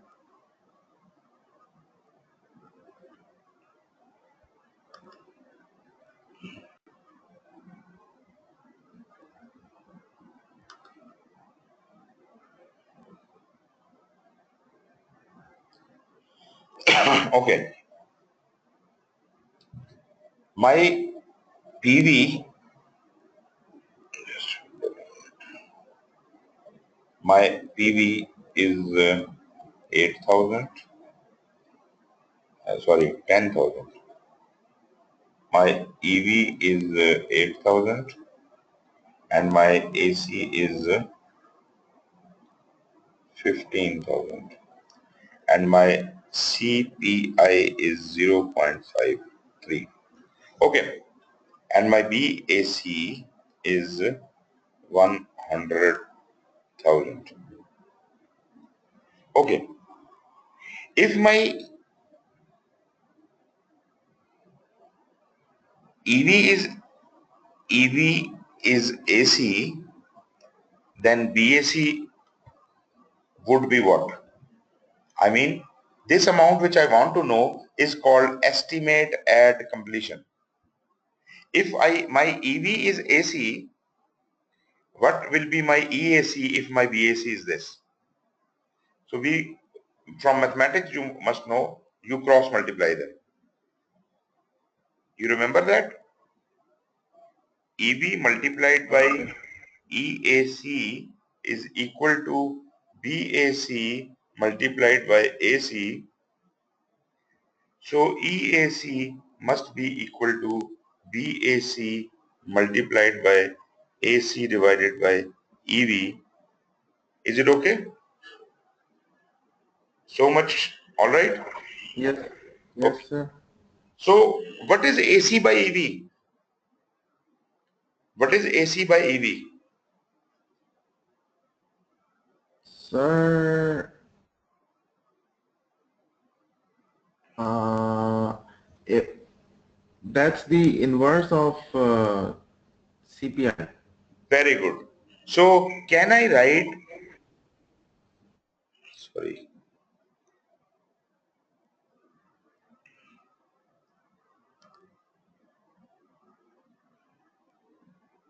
BAC divided by CPI. wonderful, wonderful. So the formula for EAC,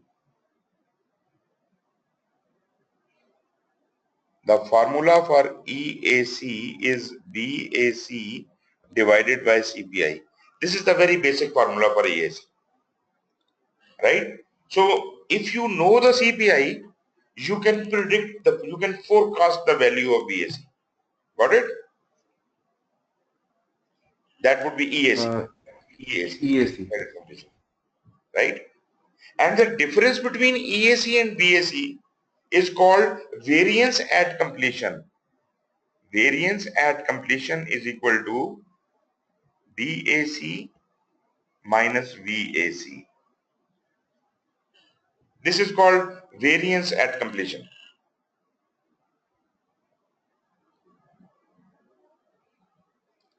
Confused? No, sir, it's fine. Just too many terms. Too many terms. So we talked about PV, EV, AC, SV, CV, SV, CPI, SPI. We had VAC. We calculated EAC, and VAC is the difference between these two things. This is what we talked about. Anything we left? These are the basic terms.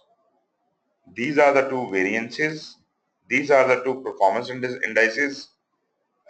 This is your total budget. This is your new estimate for the budget. And this is the difference variance like this. Right?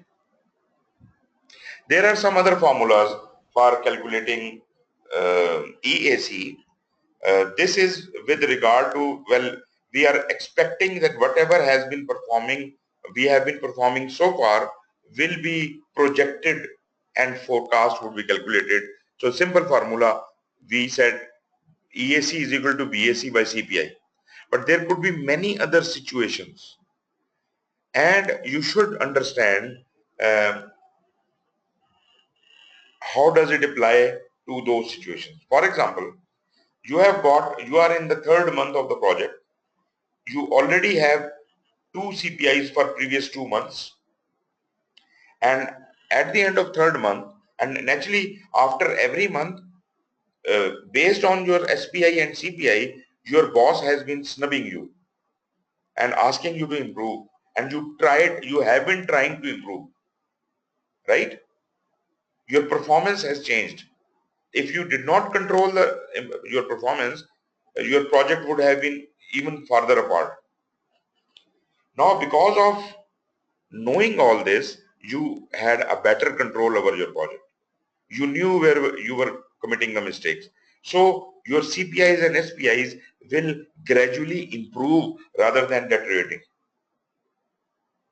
So if I base my EAC calculation on the last CPI, that would be better. But what about the previous 2 months in which I have performed poorly? Will the effect of those 2 months not impact the ultimate calculation?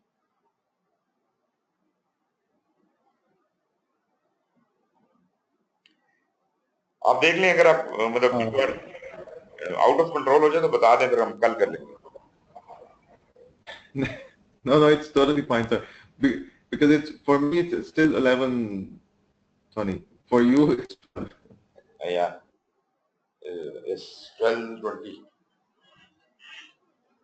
Okay, so let me continue. Yes, sir. So that would obviously affect because it has been messed up for the last 2 months. So Exactly. obviously it will affect. So if we just look at the good picture of today, then our projections will be affected by that, and we are not building in the margin of those bad 2 months. So how do I do that? For that, we have to do something else. Let me erase it and let me bring up.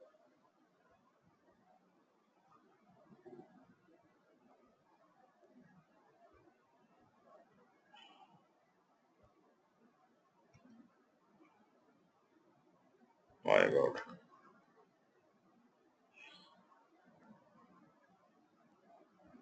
Right.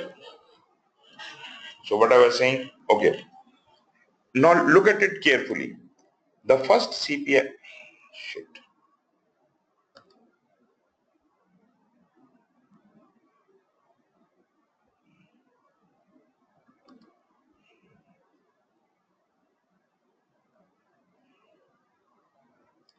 The first CPI was 0.53. This is the first CPI. Second CPI was 0.87. Third CPI was 1. Now, based on the third CPI, EAC will be equal to BAC, right? So, we are not happy with it. How is it possible? So, we calculated in two parts. This is my total EAC. This is the point I have met. So, whatever has happened so far, I have spent actual cost so far. So, this is the third month. I have spent actual cost, and I am here in the life of the project. This much project is left remaining.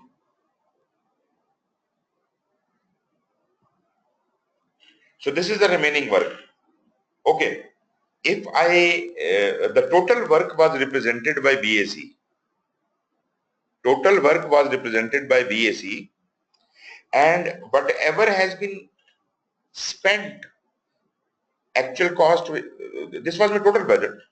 So total, out of the total budget, actual cost has been spent.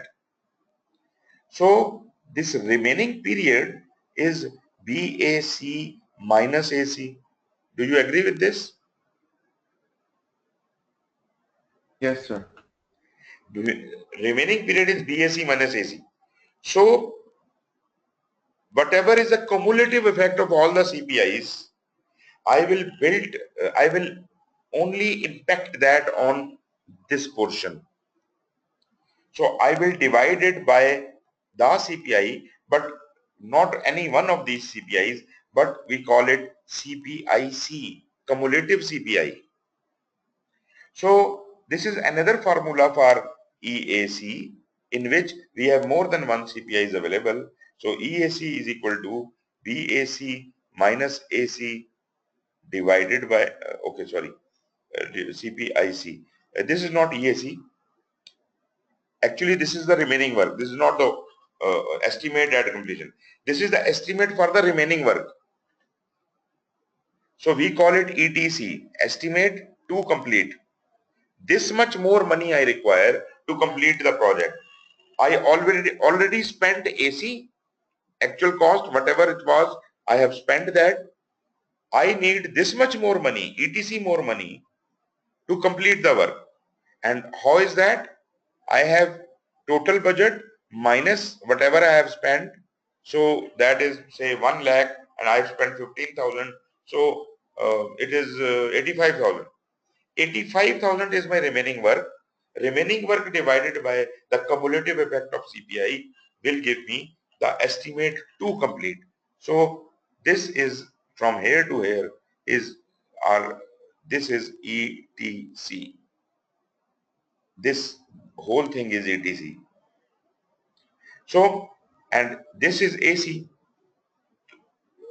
Whole of it is EA.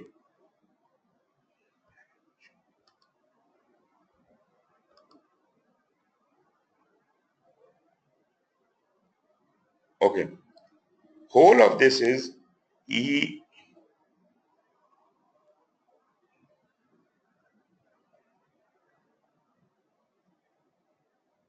EAC will be equal to actual cost plus ETC.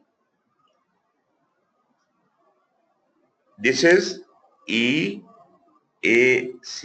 estimate at complete, is equal to actual cost plus ETC, which is, ETC is what? ETC is BAC minus AC divided by CPIC.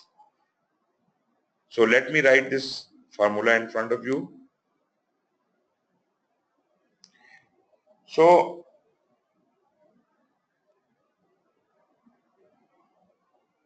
EAC in this case would be actual cost plus budget at completion minus earned value,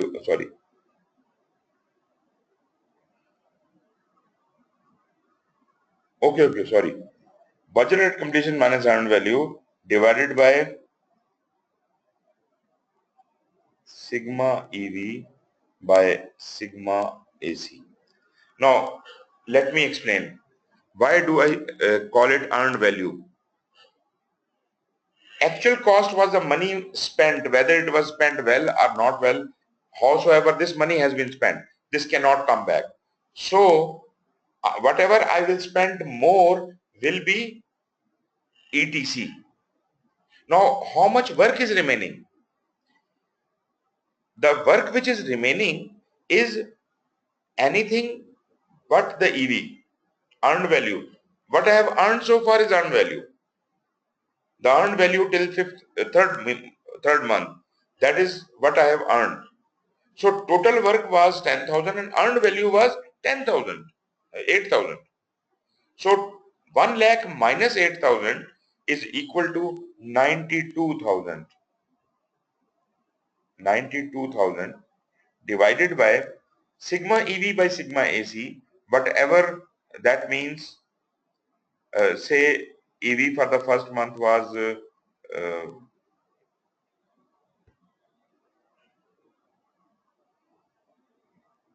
8,000 divided by 10,000 plus second month was 12,000 and 13,000 and third month was 15 and 15. So you see, I don't want to take an average of all the CPIs, because that will give me a wrong result. What I have done is I have added all the values of earned value over the time, all three earned values, and divided them by the sum of all the actual costs. This is called cumulative CPI. And then I have added the actual cost, which was 15,000 rupees. So this will give me the EAC. So here 8 plus 12 is 20 plus 15 35, and lower figure is 23, 33, 38. 35 divided by 38 comes out to be zero point 0.9 something. So 0.9, if I divide 92,000 with 0.9, the cost will increase. It will be around say 98,000 rupees. Add 15,000 to it. So my new estimate at completion would be 1,13,000 only.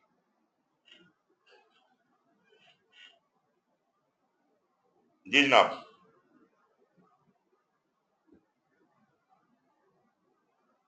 Yes, sir, it's fine. So this was a little difficult to understand, but I said this portion is what money has been spent. This portion is what more money has to be spent. This portion is ETC. What has been spent and what more has to be spent. Actual cost plus estimate to complete.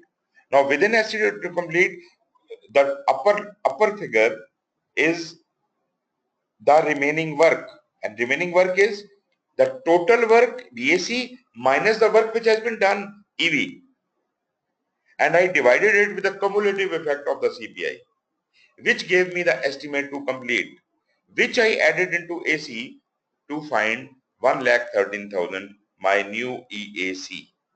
So this is how I can keep finding my EAC. There are many other formulas in book, about 7-8 formulas are there in the book for different environment and different circumstances. Uh, how can you calculate this? This value of EAC, you can read it from the book. What are the various options it has given? But one thing is for certain, that these are not the 8 methods. I have written a detailed research paper on that. There are more than 40 different mechanisms by which you can calculate EAC. But as far as you are concerned, the basic formula is BAC divided by AC, and the most complex formula is this one. And in between there are many other formulas. You don't need to remember all of them, but if you can devise these two formulas and you can understand these two formulas which I have told you, then probably your job is done. Right, Ji? Yes, yes, sir. One last thing, we have just talked about the remaining work, right? ETC. We calculated the ETC. Estimate to complete was remaining work divided by cumulative CPI, right? So we have an idea of remaining work. There is another term here which is called